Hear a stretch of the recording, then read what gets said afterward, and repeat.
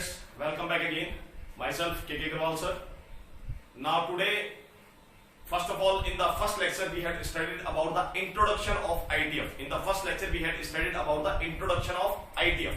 Now in the second lecture we are going to start chapter in the detail. From the second lecture we are going to study the chapter in the detail. We are starting from the graphs of ITF. Clearly we see one by one there are total 6 graphs available in the inverse trigonometric functions. There are total 6 graphs available: sine inverse, cos inverse, tan inverse, sec inverse, cot inverse and cosec inverse. There are total 6 graphs available, right? Now we will study one by one all the graphs in detail. One by one we will study all the graphs in detail. Okay. Now we are starting the graphs now. From the first graph we are going to start now. सबसे पहले बेटा यहाँ पर हमने introduction के अंदर ITF के introduction में हमने ये स्टडी कर लिया था that why we are studying the ITF chapter, और किसी फंक्शन का इनवर्स कब निकलेगा। यहाँ पर कोई भी ट्रिग्नोमेट्रिक फंक्शन है तो किसी भी ट्रिग्नोमेट्रिक फंक्शन का इनवर्स कब एग्जिस्ट करेगा ये हमने ऑलरेडी डिस्कशन कर लिया था। Now simply we are going to study the graphs in detail one by one करके। अब हम ग्राफ को डिटेल में स्टडी करने जा रहे हैं वन बाय वन करके। क्लियर? तो सबसे फर्स्ट ग्राफ स्टार्ट होता है बेटा हमारा साइन इनवर्स का, साइन इनवर्स एक्स का। साइन इनवर्स एक्स का सबसे पहले हम फर्स्ट ग्राफ स्टडी करने जा रहे हैं डिटेल में। लेकिन साइन इनवर्स एक्स का ग्राफ स्टडी करने से पहले हम ये समझते हैं बेटा कि trigonometric functions one onto किस डोमेन में। साइन इनवर्स एक्स एग्जिस्ट करने के लिए सबसे पहले जो साइन एक्स का ग्राफ है उसका इनवर्स एग्जिस्ट करना चाहिए। तो सबसे पहले हम साइन एक्स के ग्राफ को स्टडी करते हैं और साइन एक्स की डोमेन और रेंज को डोमेन को हम बाउंड करते हैं ताकि बेटा साइन एक्स का ग्राफ अपनी रेस्ट्रिक्टेड डोमेन के अंदर वन ऑन टू हो सके। Because we know any function whose inverse exist must be a bijective function. किसी भी फंक्शन का जब इनवर्स एग्जिस्ट कर रहा है तो वो फंक्शन 100% अपनी डोमेन में या फिर किसी गिवन इंटरवल में बाइजेक्टिव होना जरूरी है। तो हम ये स्टार्टिंग से डिटेल में समझते बेटा टॉपिक को। देखिए सबसे पहले हमने ट्रिग्नोमेट्रिक फंक्शन लिया y equal to function of x equal to sin x। sin x हमारा एक ट्रिग्नोमेट्रिक फंक्शन है। मान लीजिए अभी इसकी डोमेन r है और इसकी कोडोमेन भी r है। इसकी डोमेन भी r लेके चल रहे हैं, कोडोमेन भी r लेके चल रहे हैं, यानी हम अभी हमने डोमेन को रेस्ट्रिक्ट नहीं किया है। तो सिंपली हम ट्रिग्नोमेट्री से क्या अंडरस्टैंड करते हैं बेटा, ट्रिग्नोमेट्री से हम sin x का ग्राफ देख सकते हैं। ये हमारे पास में बेटा यहाँ पर जो ग्राफ बना हुआ है this is the graph of y equal to sin x। ये हमारे पास में जो ग्राफ बना हुआ है this is the graph of sin x। Clear है? तो बेटा अब हम यहाँ पर ट्रिग्नोमेट्री के ग्राफ को अभी हम इसकी डोमेन को ना तो रेस्ट्रिक्ट कर रहे हैं ना कोडोमेन को रेस्ट्रिक्ट कर रहे हैं। देखिए सबसे पहले हमारे पास में ट्रिग्नोमेट्री साइन एक्स का ग्राफ हमने बनाया -2π से लेके 2π तक क्लोज साइकिल में। क्लियरली हम देख सकते हैं बेटा ये ग्राफ हमारा -1 से 1 इंटरवल में ये ग्राफ हमारा ऑपरेट हो रहा है। -1 से 1 रेंज के अंदर ये sin x फंक्शन हमारा ग्राफ चल रहा है। Clear? sin x function periodic होता है बेटा, हमें पता है sin x function graph of sin x function periodic in the interval 2π interval के अंदर sin x फंक्शन का ग्राफ क्या होता है बेटा, पीरियोडिक होता है। क्लियर?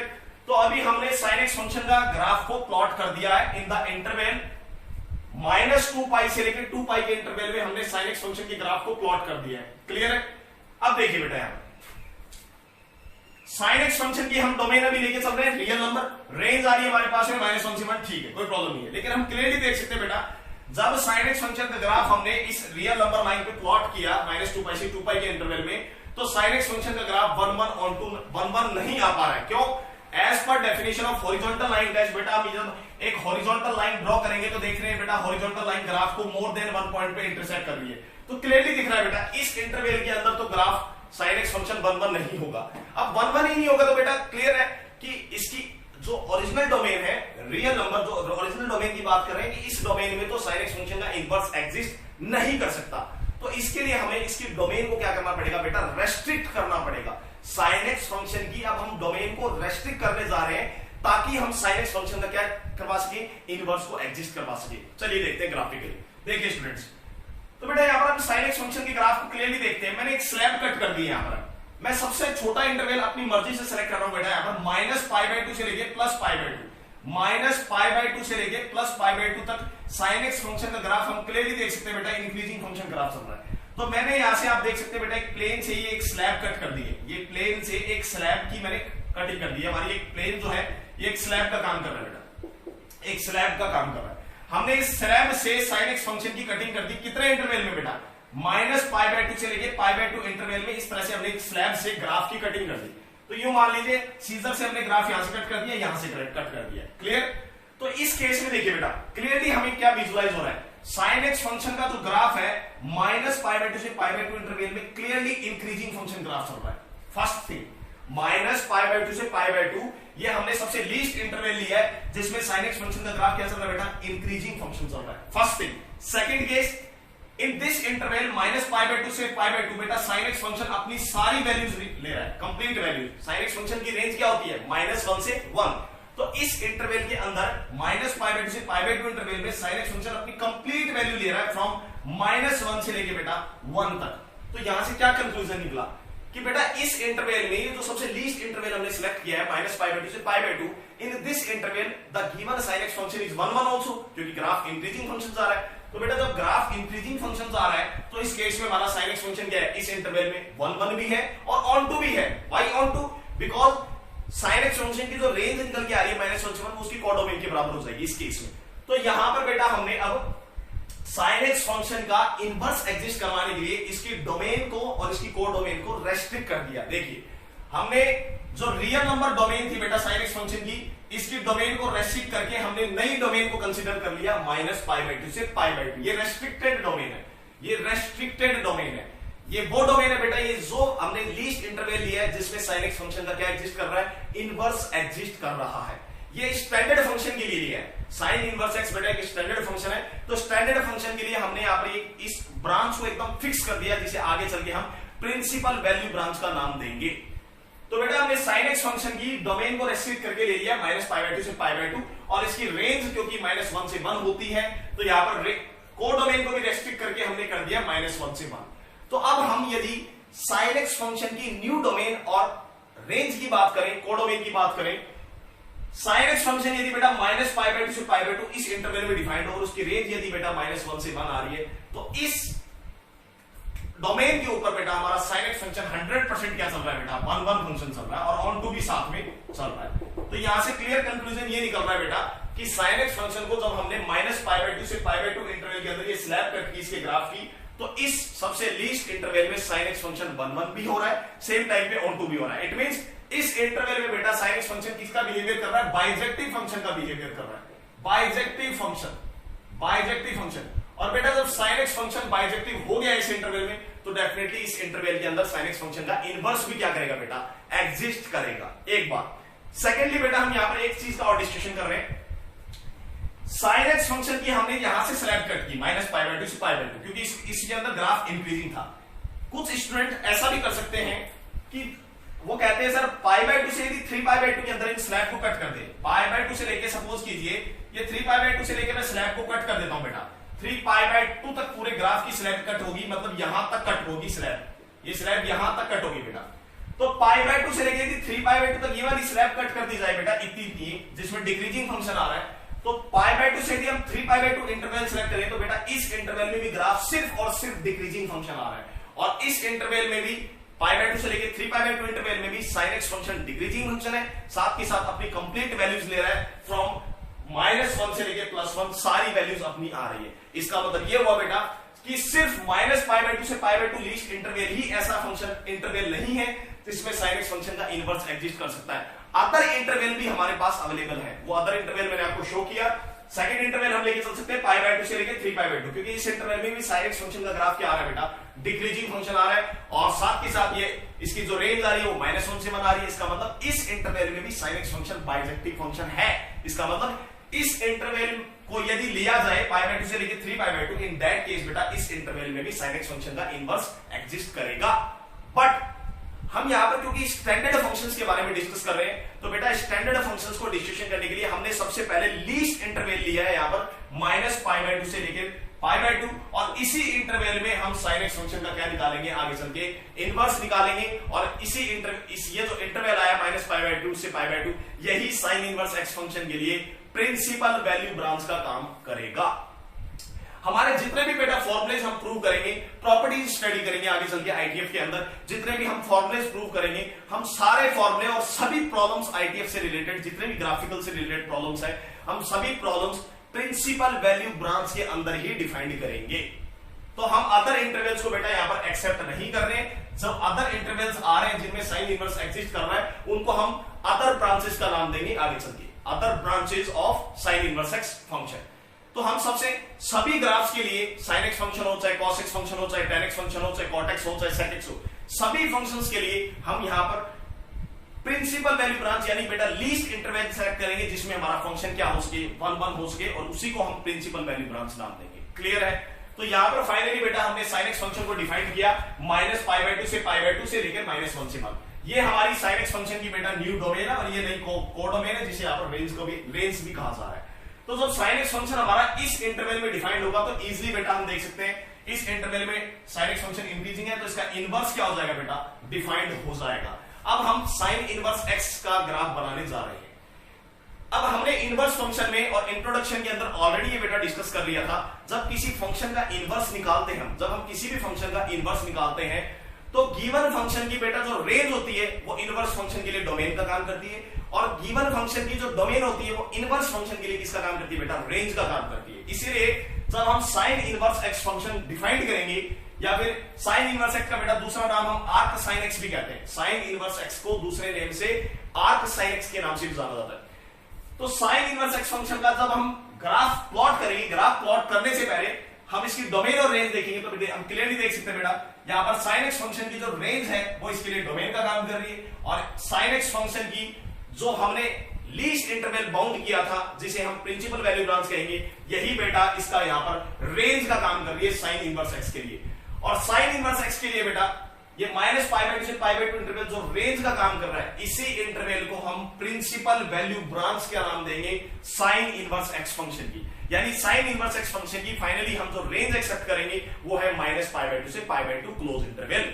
और बाकी जो इंटरवल आएंगे बेटा, यदि हम sin x फंक्शन को π/2 से लेकर 3π/2 में डिफाइन करते तो इस इंटरवल में भी sin x फंक्शन का इनवर्स एग्जिस्ट करता, लेकिन यहां पर इस इंटरवल को यदि हम sin इनवर्स x की रेंज के अंदर कंसीडर करें, इस इंटरवल को π/2 से लेकर 3π/2 को यदि हम sin इनवर्स x की रेंज के लिए कंसीडर करें तो उसको हम कहेंगे other branches of sin inverse x, other branches of sin inverse x। लेकिन ऐसा पॉसिबल है कि इस इंटरवल में भी उसका इनवर्स एग्जिस्ट करे, लेकिन हमारे जितने भी स्टैंडर्ड फंक्शन हम स्टडी करेंगे उनके लिए हम प्रिंसिपल वैल्यू ब्रांच ही कंसीडर करेंगे, या फिर यूं कह सकते हैं ट्रिग्नोमेट्री फंक्शंस का हम लीस्ट से लीस्ट इंटरवल सिलेक्ट करेंगे जिसमें गिवन ट्रिग्नोमेट्री फंक्शंस का क्या कर सके, इनवर्स एग्जिस्ट कर सके, और उसी को हम फर्दर चल के इनवर्स फंक्शन के लिए प्रिंसिपल वैल्यू ब्रांच का नाम देंगे। क्लियर? चलिए नाउ फाइनली हम sin इनवर्स x का बेटा सेकंड पॉइंट में ग्राफ डिस्कस कर रहे हैं।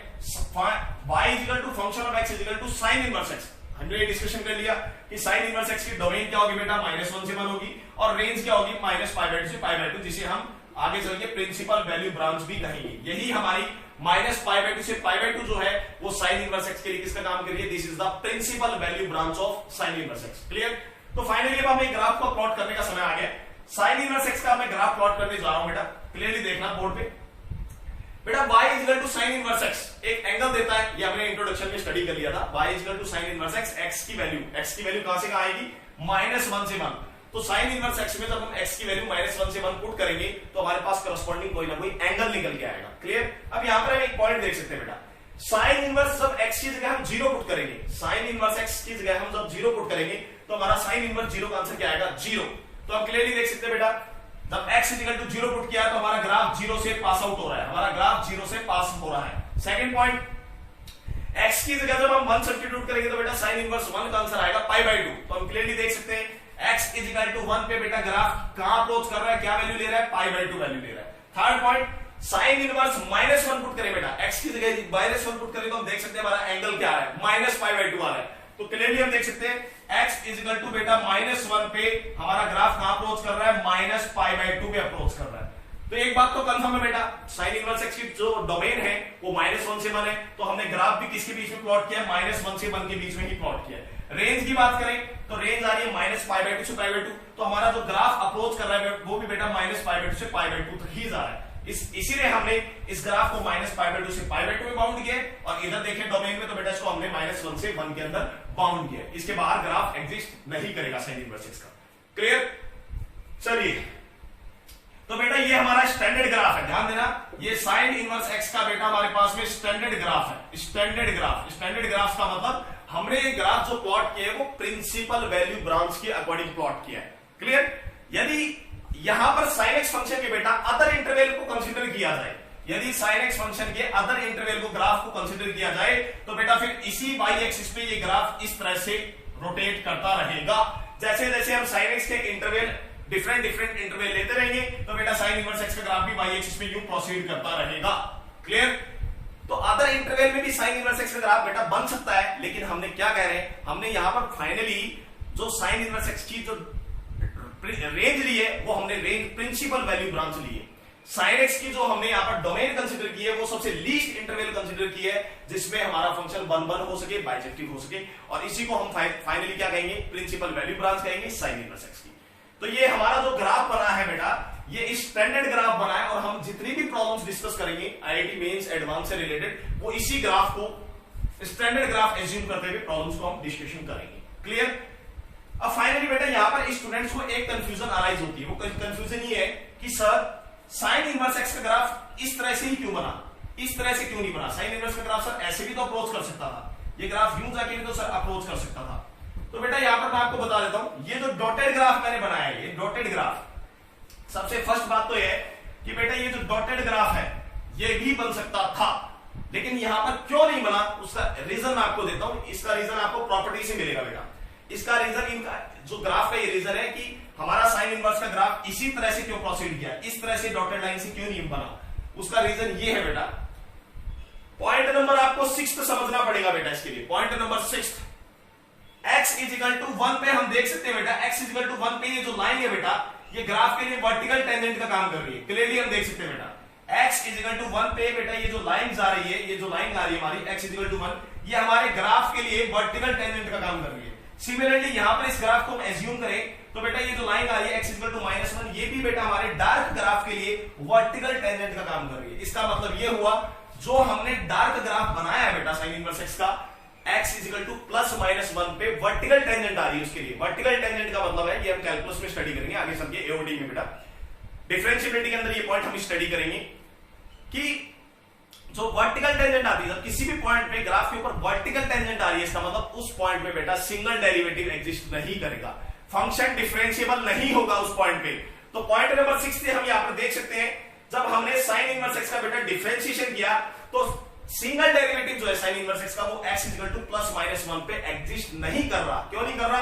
क्योंकि वहां पर वर्टिकल टेंजेंट आ रही है, वर्टिकल टेंजेंट। तो क्लियरली बेटा हमारा डार्क ग्राफ ही पॉसिबल है, क्योंकि जब डार्क ग्राफ बनेगा उसी केस में बेटा x इक्वल टू +-1 पे वर्टिकल टेंजेंट आ रही है। अब डॉटेड ग्राफ की बात करें, यदि हमने बेटा यहाँ पर डॉटेड ग्राफ बनाया होता कुछ इस तरह से, ये हमने यदि बेटा डॉटेड ग्राफ बनाया होता तो इस डॉटेड ग्राफ के लिए ये x इक्वल टू +1 और -1 बेटा वर्टिकल टेंजेंट का काम नहीं कर रही। इसके लिए जो टेंजेंट आ रही है वो टेंजेंट आ रही है y इक्वल टू π/2 और y इक्वल टू -π/2। हमें क्लियरली दिख रहा है जो डॉटेड ग्राफ है बेटा, डॉटेड ग्राफ के लिए हॉरिजॉन्टल टेंजेंट आ रही है y इक्वल टू +π/2 और -π/2। तो ये हमारे जो कमेंट्स है कमेंट सेक्शन में हम स्टडी करेंगे इनको डिटेल के अंदर। तो इस पॉइंट को ये कॉन्ट्राडिक्ट कर रहा है बेटा, इस पॉइंट को कॉन्ट्राडिक्ट कर रहा है, इसलिए हमने यहां पर डॉटेड ग्राफ को रिजेक्ट कर दिया और फाइनली हमारा जो ग्राफ एक्सेप्ट किया है ये ग्राफ यही एक केस पॉसिबल था, तो फाइनल ग्राफ हमारा यही बनेगा। क्लियर बेटा? तो आपको ट्रिग्नोमेट्री फंक्शन का ग्राफ क्लियर है और उसके इनवर्स का ग्राफ क्लियर है। ट्रिग्नोमेट्री फंक्शन का ग्राफ बनाना इसलिए जरूरी था बेटा क्योंकि हमें यह समझना था इस ट्रिग्नोमेट्री फंक्शन से कि sin इनवर्स x की आगे चल के जो रेंज कंसीडर की गई है -π/2 से π/2, जिसे हम प्रिंसिपल वैल्यू ब्रांच भी कहते हैं, ये सिर्फ यही इंटरवल क्यों सेलेक्ट किया गया -π/2 से π/2? ये भी तो इंटरवल लिया जा सकता था, लेकिन मैंने आपको जैसे कि पहले भी कहा कि हम लीस्ट पॉजिटिव इंटरवल लेते तो हमारा लीस्ट पॉजिटिव इंटरवल -π/2 से π/2 मिला, जिसमें sin x फंक्शन का ग्राफ 1 भी है और 1 भी है। इसका मतलब इस इंटरवल को हम स्टैंडर्ड इंटरवल मान के फंक्शन का क्या निकाल रहे हैं, इनवर्स निकाल रहे हैं। Clear? Come to the third point now बेटा, हमारे पास में थर्ड पॉइंट आता है combination, combined graph. Combination of two graphs means combined graph. अब हम इन दोनों ग्राफ्स का साइन फंक्शन को डिफाइन कर रहे हैं -π/2 से π/2 और साइन इनवर्स का ग्राफ बनाई हुआ है। अब हम इन दोनों ग्राफ का बेटा एक साथ एक ही ग्राफ पे कंबाइंड ग्राफ देखना चाहते हैं कि कंबाइंड ग्राफ कैसे बन रहा है। इससे हमें यह समझ में आएगा कि साइन इनवर्स x का ग्राफ जो है बेटा लाइन y = x के अराउंड मिरर इमेज की फॉर्मेशन कर रहा है। देखिए कैसे बेटा, sin x function clearly defined है। sin x फंक्शन की जो प्रिंसिपल डोमेन लेनी है हमें, डोमेन आएगी माइनस पाई बाई टू से पाई बाई टू, क्योंकि ये बोली इंटरवल हमने सिलेक्ट कर दिया, पहले बाउंड कर दिया जिसमें sin x फंक्शन बाइजेक्टिव है। तो sin x फंक्शन को डिफाइन किया माइनस पाई बाई टू से लेके माइनस 1 से 1। तो सबसे पहले हम sin x फंक्शन का ग्राफ देख लेते हैं।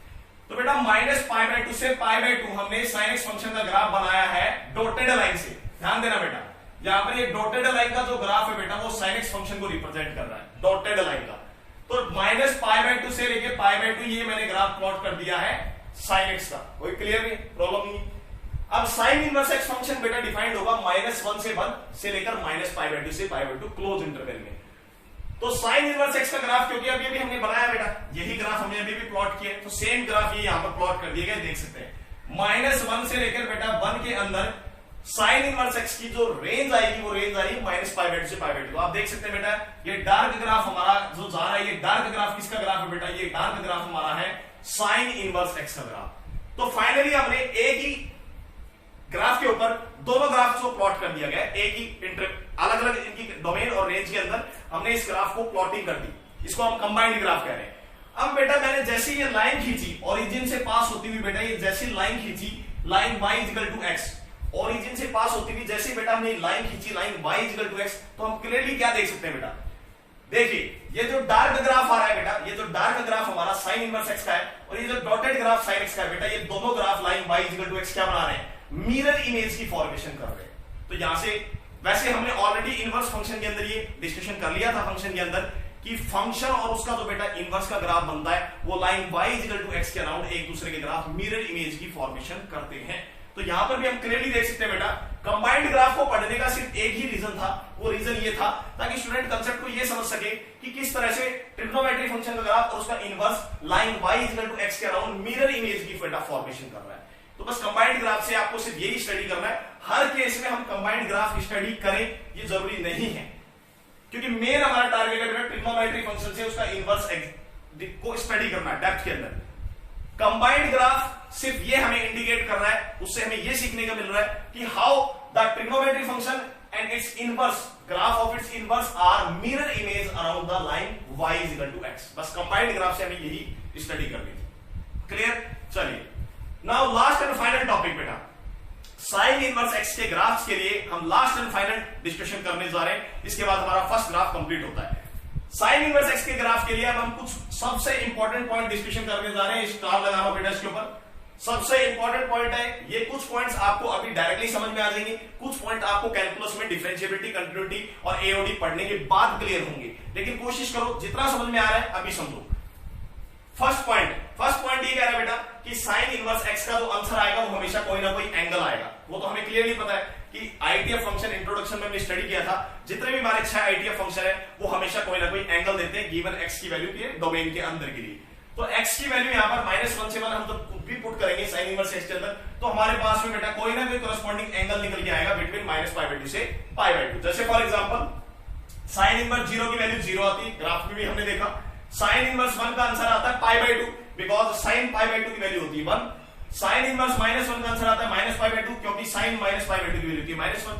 यहां पर एक चीज ध्यान रखना बेटा, हमने इंट्रोडक्शन में डिस्कस किया था कि जो एंगल आने चाहिए बेटा वो एंगल उसकी प्रिंसिपल वैल्यू ब्रांच के अंदर ही आनी चाहिए। जो एंगल्स बाहर जा रहे हैं हम उनको एक्सेप्ट नहीं करेंगे, क्योंकि अब हमने साइन इनवर्स x की डोमेन फाइनली ये डिसाइड कर दिया, प्रिंसिपल वैल्यू ब्रांच ये डिसाइड कर दिया। यानी हम सारा एक्सप्लेनेशन और सारे क्वेश्चन जो अटेम्प्ट करेंगे वो -1 to 1 प्रिंसिपल डोमेन और प्रिंसिपल वैल्यू ब्रांच के अंदर ही कंसीडर करेंगे, उसके बाहर नहीं करेंगे। सेकंड पॉइंट आता है बेटा साइन इनवर्स x का ग्राफ बाउंडेड फंक्शन है। साइन इनवर्स x का ग्राफ बाउंडेड फंक्शन है, वो हमें ग्राफ से भी क्लियरली दिख रहा है, क्योंकि साइन इनवर्स x का ग्राफ हम जब प्लॉट कर रहे हैं बेटा -1 से 1, तो उसकी जो रेंज प्लॉट हो रही है बेटा, रेंज प्लॉट हो रही है -π/2 से π/2। आप क्लियरली देख सकते हैं -1 से 1 के अंदर बेटा साइन इनवर्स x का ग्राफ -π/2 से π/2 के अंदर बाउंडेड आ रहा है, बाउंडेड आ रहा है, इसके बाहर नहीं बन रहा है। तो इसलिए साइन इनवर्स x का ग्राफ बाउंडेड फंक्शन होता है क्योंकि उसकी रेंज बाउंडेड है। सेकेंडली हम ये कह सकते हैं बाउंडेड फंक्शन के बारे में, बाउंडेड फंक्शन वो फंक्शंस होते हैं बेटा जब उसकी रेंज की कोई भी वैल्यू ना तो +∞ पे अप्रोच करती है ना -∞ पे अप्रोच करती है, तो ये हमारा बाउंडेड फंक्शन है। क्लियर? थर्ड पॉइंट आता बेटा नन पीरियोडिक। क्लियरली हम देख सकते हैं साइन इनवर्स x का जो ग्राफ आता है बेटा वो नन पीरियोडिक होता है, क्योंकि जो पीरियोडिक फंक्शन होते हैं बेटा उनका ग्राफ तो हर कुछ इंटरवल के बाद अपना ग्राफ रिपीट करता है। जैसे sin x है बेटा 2π के बाद रिपीट करता है अपने ग्राफ को, तो sine inverse x non periodic है, क्योंकि आप देख सकते हैं बेटा ये ग्राफ अपने आप को बार बार इंटरवल्स में रिपीट नहीं कर रहा है, तो साइन इनवर्स एक्स का जो ग्राफ होता है वो नॉन पीरियोडिक होता है। क्लियर। 4 पॉइंट आता है odd function. Odd function sine inverse x बेटा एक ऑड फंक्शन होता है। क्यों होता है? क्लियरली हम देख सकते हैं साइन इनवर्स एक्स का ग्राफ ओरिजिन के अराउंड बेटा सिमेट्रिक है, अपोजिट क्वाड्रेंट में ग्राफ सिमेट्रिक है। यदि इस ग्राफ को ओरिजिन पे फिक्स करके बेटा 180 डिग्री पे टर्न कर दिया जाए, 180 डिग्री पे इस ग्राफ को ओरिजिन पे फिक्स करके टर्न कर दिया जाए, तो बेटा यही वही ग्राफ दोबारा सेम फोटोकॉपी बन जाएगा। तो हम देख सकते हैं साइन इनवर्स एक्स का ग्राफ ओरिजिन के अराउंड सिमेट्रिक है, और जो ग्राफ ओरिजिन के अराउंड बेटा सिमेट्रिक होते हैं, अपोजिट क्वाड्रेंट में सिमेट्रिक होते हैं, वो ऑड फंक्शन होते हैं। Odd function. अब क्योंकि ऑड फंक्शन है तो बेटा ऑड फंक्शन की डेफिनेशन को भी सेटिस्फाई करेगा। साइन इनवर्स माइनस एक्स की जो वैल्यू आएगी वो आएगी माइनस साइन इनवर्स एक्स। ये ऑड फंक्शन की बेटा डेफिनेशन होती है जो कि sine inverse x function satisfy करेगा। Come to the point number 5 बेटा। पॉइंट 5th 6th और 7th ये सबसे इंपॉर्टेंट पॉइंट है जिन पे मैं स्टार लगा रहा हूं। पॉइंट 5th 6th 7th ये these 3 points are very very much important related to calculus। sin inverse x function का whenever we have done the differentiation we are calculating the derivative of sin inverse x dy by dx, तो हमारे पास answer आ रहा है 1 upon में under root में 1 minus x square. Sign inverse x का जब हमने डिफरेंशिएशन किया तो हमारे पास आंसर आ रहा है बेटा 1 अपॉन में under root 1 minus x square. Clearly इस आंसर को हम विजुअलाइज कर सकते हैं बेटा, ये आंसर ग्रेटर देन 0 आ रहा है, ग्रेटर देन 0 आ रहा है। एक्स की कोई भी वैल्यू जो इसकी डोमेन में है पुट करेंगे तो बेटा ये आंसर पॉजिटिव रहेगा, क्योंकि 1 is positive, square root is positive. तो dy by dx क्या आ गया बेटा? गिवन डोमेन के लिए ग्रेटर देन 0 आ रहा है। तो साइन इनवर्स एक्स का when we are calculating the derivative it is always greater than 0, और ये डेफिनेशन हम कैलकुलस में पढ़ेंगे बेटा।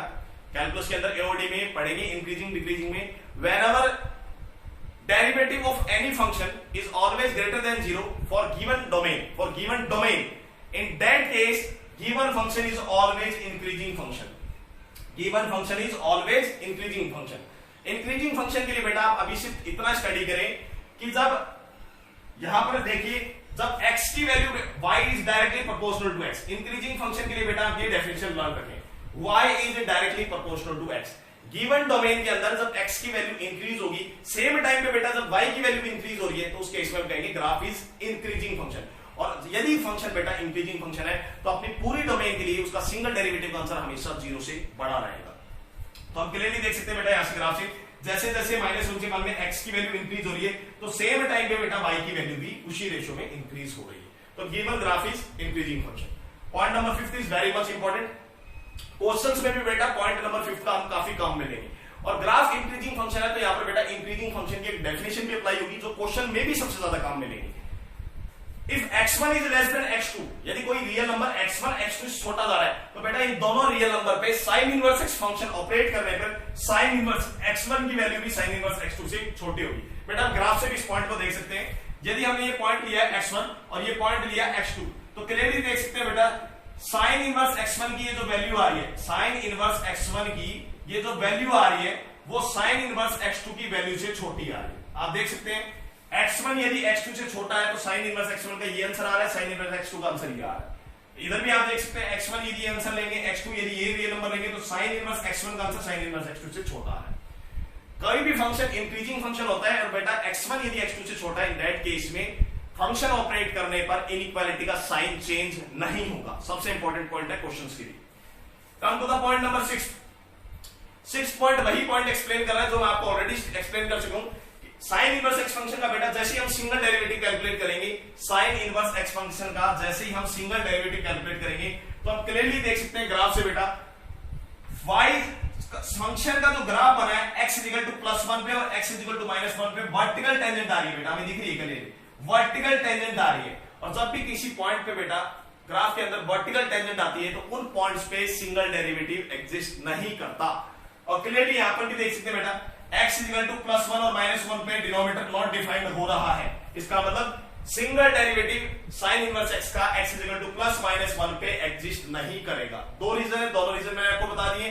क्लियरली आप यहाँ पर डिनोमिनेटर को भी देख सकते हैं, x इक्वल टू +-1 पे सिंगल डेरिवेटिव नॉट डिफाइंड हो रहा है, और ग्राफ से भी आप देख सकते हैं x इक्वल टू 1 पे और -1 पे वर्टिकल टेंजेंट आ रही है। तो बेटा ये डिफरेंशिएबिलिटी के अंदर आप कांसेप्ट स्टडी करेंगे कैलकुलस के अंदर, whenever at any point in the graph there exists vertical tangent then the derivative does not exist, single derivative does not exist. Come to the next point, last and final point, 7th point.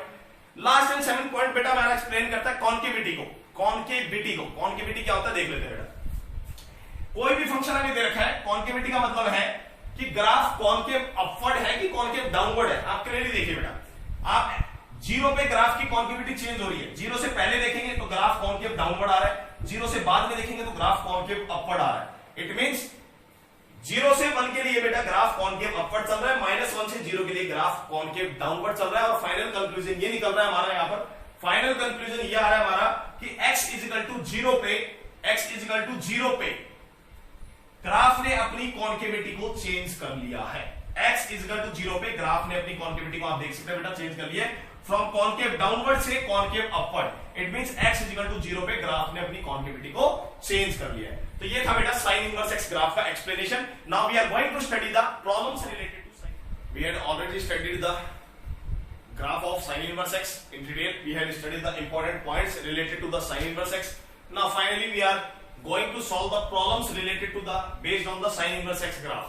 क्योंकि बेटा हमने sin inverse x के graph को depth में study कर लिया है, काफी कंसेप्ट्स और उसके इंपॉर्टेंट पॉइंट को स्टडी कर लिया है, तो कुछ क्वेश्चंस में हम उसके कंसेप्ट को अप्लाई करके देखते हैं, सो दैट हमारा कंसेप्ट एकदम डेप्थ में क्लियर उसकी। तो starting from the first problem, let's see now first problem बेटा एक गिवन है, sin inverse x is greater than equal to pi by 4 for all x belongs to -1 से 1 close interval। तो बेटा इसको हमें सॉल्व करना है, we have to solve and find the value of x। तो sin inverse x का बेटा greater than equal to pi by 4 दे रखा है, तो हम क्लियरली जानते हैं बेटा when sin inverse x is greater than equal to pi by 4, तो sin inverse x का मैक्सिमम आंसर क्या आता है, it is less than equal to pi by 2। sin inverse x बेटा अपनी प्रिंसिपल वैल्यू ब्रांच के अंदर ही लाई करेगा, और sin इनवर्स x की प्रिंसिपल वैल्यू ब्रांच होती है -π/2 से π/2 क्लोज इंटरवल। तो sin इनवर्स x का आंसर जब ग्रेटर देन इक्वल टू π/4 दे रखा, तो लेस देन किससे आएगा बेटा, लेस देन इक्वल टू π/2 आएगा एट 1 पे। क्लियर? तो बेटा क्योंकि हम जानते हैं कि sin inverse x is an increasing function, sin inverse x is an increasing function, तो sin इनवर्स का जो ग्राफ होता है बेटा इंक्रीजिंग फंक्शन होता है, तो इनइक्वालिटी का साइन चेंज नहीं होगा। जब sin इनवर्स दोनों साइड में बेटा ऑपरेट होगा, साइन इनवर्स यहां से रिमूव होकर साइन के रूप में जब दोनों साइड ऑपरेट होगा, इन दैट केस में sign of the inequality will does not change here. तो बेटा हम लिख सकते हैं x is less than equal to, sine जैसे जाएगा it will become sin π/2, sine inverse से इधर आएगा बेटा sin π/4। तो इनइक्वालिटी का साइन चेंज नहीं होगा। The reason is the graph of sin inverse x is an increasing function. जब भी इंक्रीजिंग फंक्शन होगा इनइक्वालिटी का साइन चेंज नहीं होगा। तो sin inverse x is greater than π/4 less than π/2, जैसे sin इनवर्स किया तो बेटा the condition comes out to be x is, ये sin इनवर्स इधर जाके बन जाएगा बेटा sin π/4, उधर जाके बन जाएगा sin π/2 राइट साइड में। तो फाइनल आंसर आ गया यहां से x is less than equal to 1 but greater than equal to sin π/4, that is 1/√2। ये हमारा क्वेश्चन, फर्स्ट क्वेश्चन का बेटा सॉल्यूशन है। Let us come to the second question now. First question completed. Second question में बेटा में एक inequality दे रखी है, sin inverse x is less than equal to sin inverse 1 - x। ये हमें एक इनइक्वालिटी दे रखी है। सेम रीजन मैं दोबारा दूंगा बेटा, यहां पर सेम रीजन प्लॉट करूंगा, इसलिए मैं एरो करके इसी रीजन को शो कर रहा हूं। Because sin inverse x is an increasing function. हमने एक कंडीशन लिखी थी बेटा इंपॉर्टेंट पॉइंट्स के अंदर, कमेंट्स के अंदर हमने एक इंपॉर्टेंट पॉइंट डिस्कस किया था।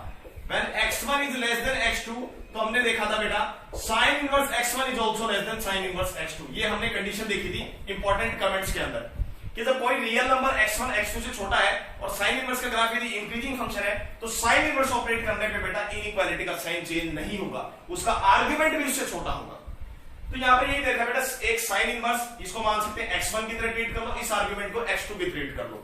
तो जब sin inverse x1 is less than equal to sin inverse x2, तो हमारी कमेंट्स में इंपॉर्टेंट पॉइंट क्या कहता है, ये कंडीशन बेटा तब ही सेटिस्फाइड होगी when x1 is less than equal to x2। तो यहां से कंक्लूजन निकल गया x is less than equal to 1 - x। बेटा इनइक्वालिटी को सॉल्व कर लो, यहां से कंडीशन आएगी 2x is less than equal to 1। Final conclusion आया s is less than equal to 1/2, x is less than equal to 1/2। तो यहां से तो बेटा इनइक्वालिटी को सॉल्व करने पे आंसर आया। अब एक कंडीशन देखते हैं, सिंपली एक कंडीशन देखते हैं। यहां से बेटा sin इनवर्स x की डोमेन क्या आ रही है, sin इनवर्स x की डोमेन आ रही है x is greater than equal to -1 but less than 1, ये डोमेन आ रही है यहां से। और 1 - x sin इनवर्स डिफाइंड होगा कब, जब 1 - x -1 से 1 के बीच में रहेगी। इंडिविजुअल फंक्शन की तो डिफाइंड होनी चाहिए ना। अब ये sin इनवर्स x फंक्शन कब डिफाइंड होगा बेटा, जब हमारा 1 - x is greater than equal to -1 but less than 1। कोई प्रॉब्लम नहीं, 1 को आप दोनों साइड भेज दीजिए, कंडीशन आएगी -x is less than equal to 0 और यहां से आंसर आ गया -2 greater than equal to -2। अब माइनस साइन से जैसे मल्टीप्लाई करोगे तो बेटा ऐसा आंसर आ गया x is greater than equal to 0 but less than equal to 2। यहां से कंडीशन ये आ गई। तो बेटा इंडिविजुअल फंक्शन की भी हम डोमेन देखें, कोई फंक्शन दे रखा है is less than equal to another function दे रखा है, तो बेटा गिवन इनइक्वालिटी तभी सेटिस्फाई होगी जब इंडिविजुअल डोमेन भी सेटिस्फाई होगी। तो साइन इनवर्स x की डोमेन आ रही है, साइन इनवर्स 1 माइनस x, यहां पर फंक्शन तब डिफाइंड होगा जब x की value greater than 0 but less then 2 होगी। तो बेटा फाइनली हमारे पास में तीन कंडीशन आ गई, first condition, condition number second and condition number third. और फाइनल जो हमारा सॉल्यूशन आता है, फाइनल सॉल्यूशन आने के लिए बेटा कॉमन सॉल्यूशन हमें लेना है, कॉमन सॉल्यूशन, ताकि हमारा इंडिविजुअल फंक्शन भी डिफाइंड हो जाए और इनइक्वालिटी का सॉल्यूशन भी सेटिस्फाई हो जाए। तो फाइनली बेटा इन तीनों सॉल्यूशंस का यदि हम इंटरसेक्शन करेंगे तो आंसर आ रहा है x is greater than 0 but less than equal to 1/2। तो बेटा हमारा तीनों का जो कॉमन सॉल्यूशन आया वो ये सॉल्यूशन आया।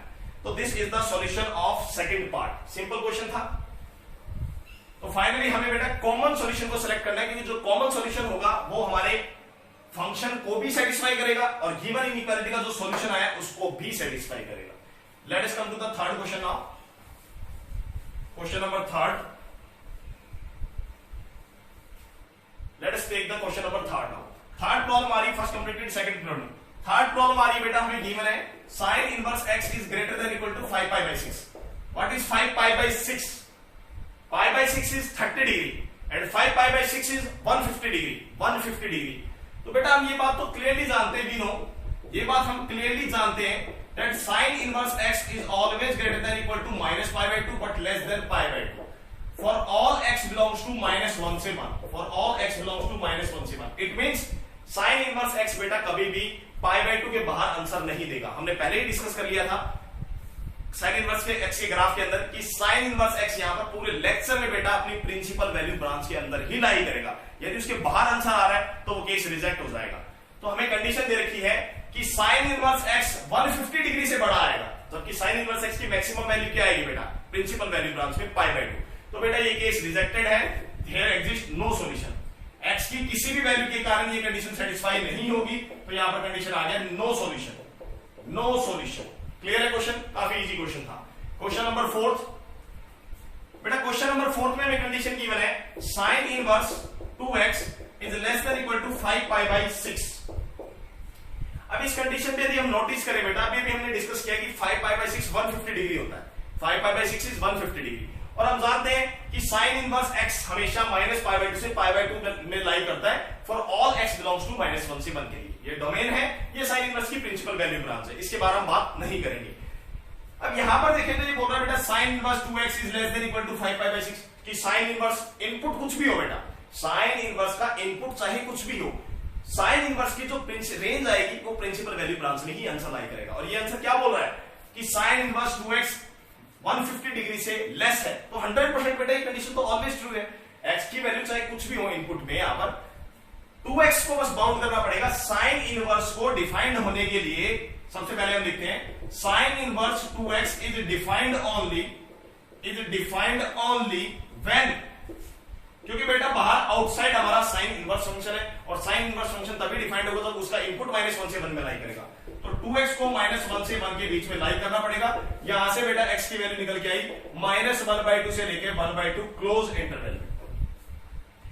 तो फाइनली बेटा ये sine inverse 2x is less than equal to जो 150 डिग्री दे रखा है, तो बेटा ये तो ऑलवेज ट्रू है कंडीशन, ऑलवेज ट्रू है ये कंडीशन, क्योंकि साइन इनवर्स जो है कभी भी पाई बाई 2 से मैक्सिमम आंसर नहीं देता है।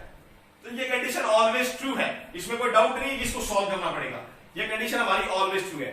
बस मेन जो हमें डिस्कशन करना था वो ये था कि ये कंडीशन तो ऑलवेज ट्रू है, लेकिन फंक्शन तब डिफाइंड होगा साइन इनवर्स से जब उसका इनपुट जो है वो -1 से 1 में लाई करेगा। तो फाइनली हमने सॉल्व किया, x का आंसर आ गया -1/2 से 1/2 क्लोज इंटरवल। क्लियर?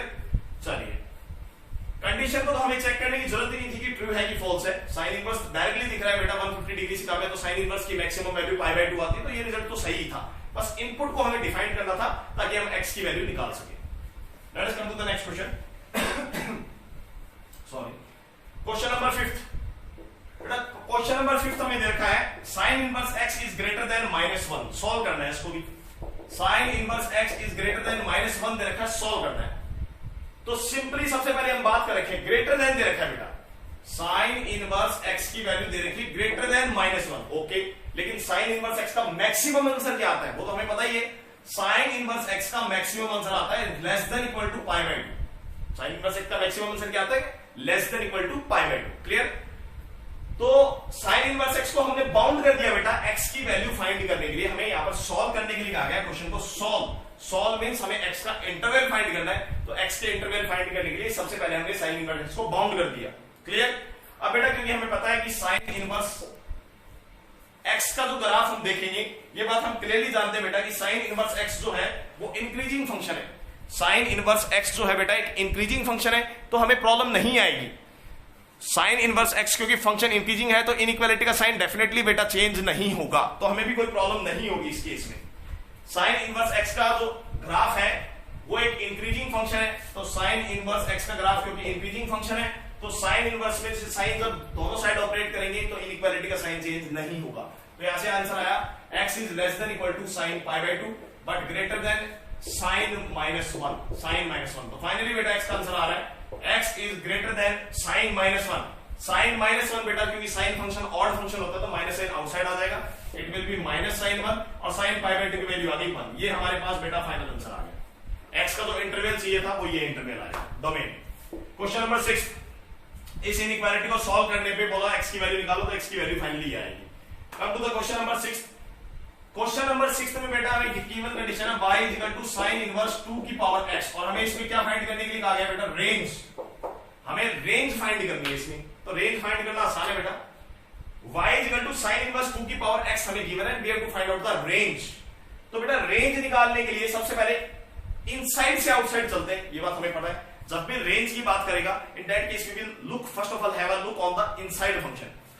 तो इनपुट की बात करेंगे बेटा, तो इनपुट का यदि हम नेचर देखें तो हम ये बात जानते हैं क्योंकि इनपुट हमारा एक्सपोनेंशियल फंक्शन है, एक्सपोनेंशियल फंक्शन। और एक्सपोनेंशियल फंक्शन हम जानते हैं 2 की power x is always greater than 0 for all x belongs to real number.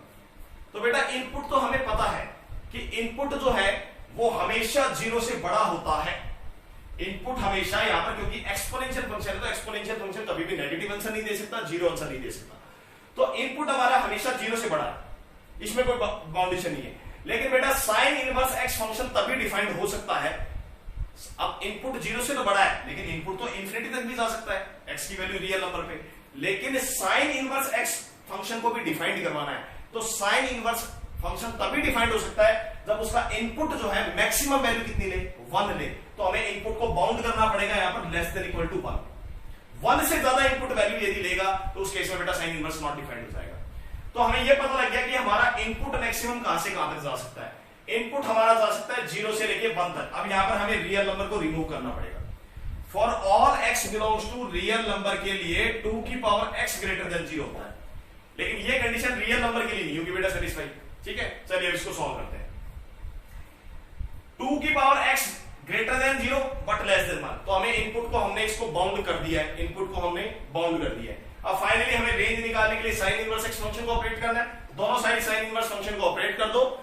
Sine inverse क्योंकि बेटा इंक्रीजिंग फंक्शन है, इनइक्वालिटी का साइन चेंज नहीं होगा, तो इसको फंक्शन बनाने के लिए हमने दोनों साइड साइन इनवर्स बेटा ऑपरेट कर दिया, तो ये बिकम साइन इनवर्स 1। यहां पर आंसर आएगा साइन इनवर्स 0। तो बेटा ये हमारा y बन चुका है, हम देख सकते हैं। तो y का आंसर आ गया less than equal to sine inverse 1, value of sine inverse 1 is pi by 2 and value of sine inverse 0 is 0। तो ये बेटा हमारी फंक्शन की रेंज निकल के आ गई है 0 से pi by 2 close interval. 0 open में है, पाई बाय 2 क्लोज में है। Come to the last and final question of this graph. Sine inverse के टॉपिक का बेटा हम last and final question discuss करने जा रहे हैं, क्वेश्चन नंबर 7। क्वेश्चन नंबर 7 में हमें कंडीशन गिवन है बेटा साइन इनवर्स x1 प्लस में साइन इनवर्स x2 प्लस में dot dot dot sine inverse xn is less than equal to minus का n pi by 2 minus n pi by 2। 7th question में हम देखें तो हमें ये कंडीशन दे रखी है, वो हमने राइट साइड में नोट डाउन कर दी। आगे कंडीशन दे रखी है कि हमें इसकी वैल्यू निकालनी है, x1 की पावर 1, x3 की पावर 3, x5 की पावर 5। ये टर्म्स चल रही है बेटा m+1 टर्म चल रही है, m+1 टर्म्स। तो क्लियर है बेटा, यहां पर हम देखें कि इसकी वैल्यू निकालनी है तो हमें x1, x3, x5, x2, x4, x6 ये जो वेरिएबल आ रहे हैं इन सभी वेरिएबल्स की सबसे पहले वैल्यू फाइंड करनी पड़ेगी। तो स्टार्ट करते हैं वैल्यू फाइंड करना। यहां पर देखें तो बेटा n = 2m+1, n एक नेचुरल नंबर है, n एक नेचुरल नंबर है। यानी काउंटिंग जो चल रही है बेटा ये n कोई भी नेचुरल नंबर हो सकता है। तो ये कंडीशन तो हमें गिवन है, ये कंडीशन तो हमें गिवन है। अब हम एक अपनी मर्जी से बेटा बात करते देखो, साइन इनवर्स x का नेचर हम जानते हैं, it always lie between, it is always greater than -π/2। Sine inverse x जो है बेटा हमेशा साइन इनवर्स x की मिनिमम वैल्यू क्या होती है, -π/2 होती है। क्लियर, एट -1 के ऊपर -π/2 वैल्यू होती है minimum value.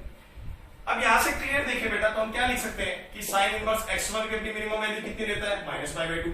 Sign inverse x2 की अपनी मिनिमम वैल्यू कितनी लेता होगा, -π/2। तो बेटा इस तरह से हम सारे वेरिएबल्स को ऐड कर दें, इसी तरह से डॉट डॉट चलते चलते हम कह सकते हैं कि साइन इनवर्स xn पे की भी मिनिमम वैल्यू कितनी होगी, -π/2। -π/2 से मिनिमम तो हो ही नहीं सकती। तो इन सभी को हम ऐड कर दे तो हमारे पास कंक्लूजन क्या निकल के आ रहा है, कंक्लूजन ये निकल के आ रहा है बेटा, साइन इनवर्स x1 प्लस में साइन इनवर्स x2 प्लस में साइन इनवर्स x3 प्लस में डॉट डॉट डॉट प्लस में sine inverse xn is greater than equal to, it is also greater than -π/2, it is also greater than -2। तो इनको n times मैंने add कर दिया, इनको n times add कर दिया, तो रिजल्ट क्या आया, it is always greater than equal to -n π/2। इसको नाम दे दो बेटा सेकंड इक्वेशन, सेकंड इक्वेशन। अब फर्स्ट इक्वेशन और सेकंड इक्वेशन को कंपेयर करते हैं। एलएचएस फर्स्ट इक्वेशन और सेकंड इक्वेशन का बेटा एलएचएस सेम है, फर्स्ट थिंग। यहां पर ये बोल रहा है कि एलएचएस का आंसर -n π/2 से छोटा होगा या बराबर होगा। यहां पर इस केस में रिजल्ट निकल के आ रहा है कि इसका आंसर -n π/2 से बड़ा होगा या इक्वल होगा। अब आप खुद सोचो बेटा, y इसको सपोज करो कोई नाम दे देते हैं, y नाम दे देते हैं इसको कंप्लीट, तो y सेम टाइम पे n π/2 से छोटा कैसे होगा, -n π/2 से, और उसी टाइम पे -n π/2 से बड़ा कैसे होगा। एक ही नंबर से एक टाइम पे तो छोटा ही हो सकता है या बड़ा ही हो सकता है।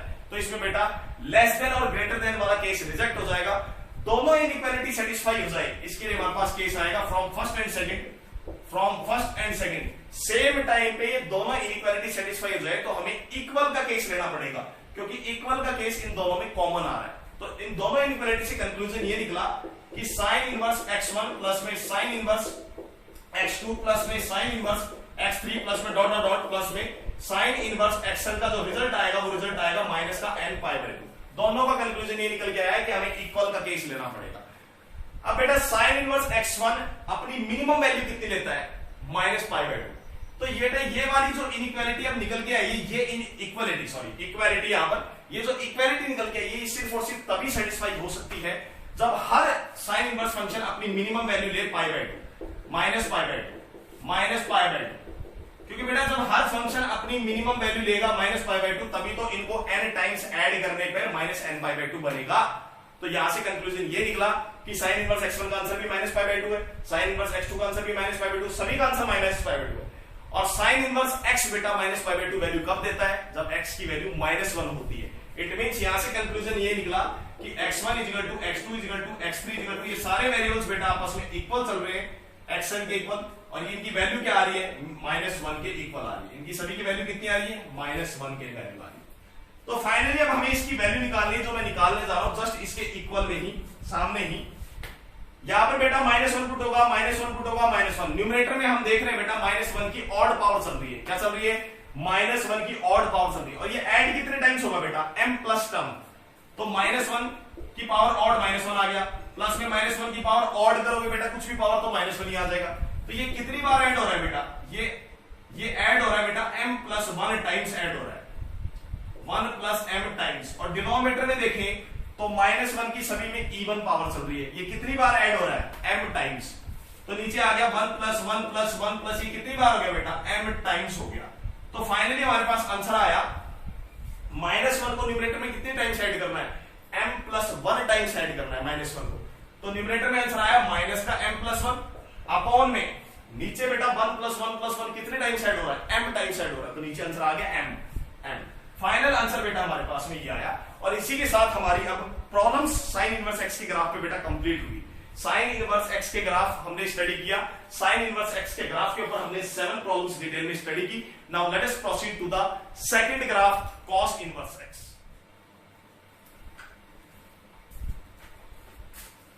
Okay students, welcome back again. अपना जो टॉपिक था इसमें कंबाइंड अब हम स्टडी करने जा रहे हैं कॉस इनवर्स एक्स का ग्राफ की। साइन इनवर्स एक्स का ग्राफ हमने स्टडी पूरा कंप्लीट कर लिया है। साइन इनवर्स एक्स का ग्राफ स्टडी करने के बाद उस पे प्रॉब्लम डिस्कस करने के बाद now we are going to discuss second graph. अब हम सेकंड ग्राफ का कंक्लूजन निकालने जा रहे हैं। सेकंड क्लास पूरे ग्राफ को हम डिटेल में स्टडी करने जा रहे हैं। कॉस इनवर्स एक्स का ग्राफ हम स्टडी करेंगे। तो बेटा अब सेम बातों को रिपीट करने का कोई मतलब नहीं, क्योंकि हमने ये एग्जिस्ट डेफिनेशन देख ली थी कि सबसे पहले ट्रिग्नोमेट्रिक फंक्शन का ग्राफ एग्जिस्ट करवाना पड़ेगा, उसका लीस्ट इंटरवल फाइंड करना पड़ेगा जिसमें हम फंक्शन को बाइजेक्टिव बना सके, और आफ्टर दैट हम उसका क्या कैलकुलेट करेंगे, इनवर्स कैलकुलेट करेंगे। चलिए let us come to the finally graph. तो सबसे पहले हम y equal to function of x equal to cos x का ग्राफ देख लेते हैं। y equal to function of x equal to cos x का ग्राफ देख लेते हैं। जब cos x का ग्राफ r से r पे डिफाइंड है, रियल नंबर से रियल नंबर पे, तो देखिए यहां पर रियल नंबर से रियल नंबर, को डोमेन रियल नंबर है बेटा, रेंज रियल नंबर नहीं है, ध्यान देना। डोमेन रियल नंबर है, को डोमेन भी रियल नंबर है, रेंज रियल नंबर नहीं है। तो बेटा cos x का जब हमने ग्राफ प्लॉट किया तो ये cos x फंक्शन का ग्राफ प्लॉट हो गया रियल नंबर लाइन के ऊपर, कोई प्रॉब्लम नहीं है। क्लियरली हम देख सकते हैं, हम डायरेक्टली यदि हम फोकस करें, हॉरिजॉन्टल लाइन टेस्ट से देखें तो ग्राफ मैनिबल फंक्शन आ रहा है बेटा, यानी पूरी रियल नंबर की लाइन पे यदि हम cos x फंक्शन के ग्राफ की बात करें तो ग्राफ मैनिबल फंक्शन है। ग्राफ क्या है, मैनिबल फंक्शन। अब इसका इनवर्स यदि हमें एग्जिस्ट करवाना है तो फंक्शन को की डोमेन को और को डोमेन को हमें रेस्ट्रिक्ट करना पड़ेगा ताकि फंक्शन बाइजेक्टिव फंक्शन बन सके cos x, और हम इसका इनवर्स क्या कर सके, डिफाइन कर सके। तो उसके लिए हमने क्या किया बेटा, सबसे लीस्ट इंटरवल हमने फाइंड किया। तो सबसे लीस्ट इंटरवल बेटा हमें दो इंटरवल मिल रहे हैं, ध्यान से देखना। या तो सबसे लीस्ट इंटरवल बेटा हम 0 से लेके पाई तक का इंटरवल काटे। 0 से लेके पाई तक के इंटरवल में देखो मैंने प्लेन से स्लैब से, ये हमारी स्लैब है, स्लैब से हमने 0 से पाई तक का जो इंटरवल है इसमें ग्राफ की कटिंग की, हम देख सकते हैं। एक पॉसिबिलिटी हमारे पास ये, क्योंकि 0 से लेके पाई इंटरवल के अंदर बेटा cos x फंक्शन का ग्राफ कंप्लीटली डिक्रीजिंग फंक्शन आ रहा है, कंप्लीटली डिक्रीजिंग फंक्शन आ रहा है, हम ये देख सकते हैं। ये ग्राफ कंप्लीटली डिक्रीजिंग फंक्शन आ रहा है, और जब कंप्लीटली डिक्रीजिंग फंक्शन आ रहा है तो फंक्शन इस इंटरवल में 0 से पाई में 1 1 भी है, और ये कंप्लीट वैल्यूज ले रहा है अपनी -1 से लेके 1 तक अपनी कंप्लीट वैल्यूज ले रहा है। इसका मतलब ये फंक्शन की ऑन टू भी है, और फंक्शन क्या है, ऑन टू भी है।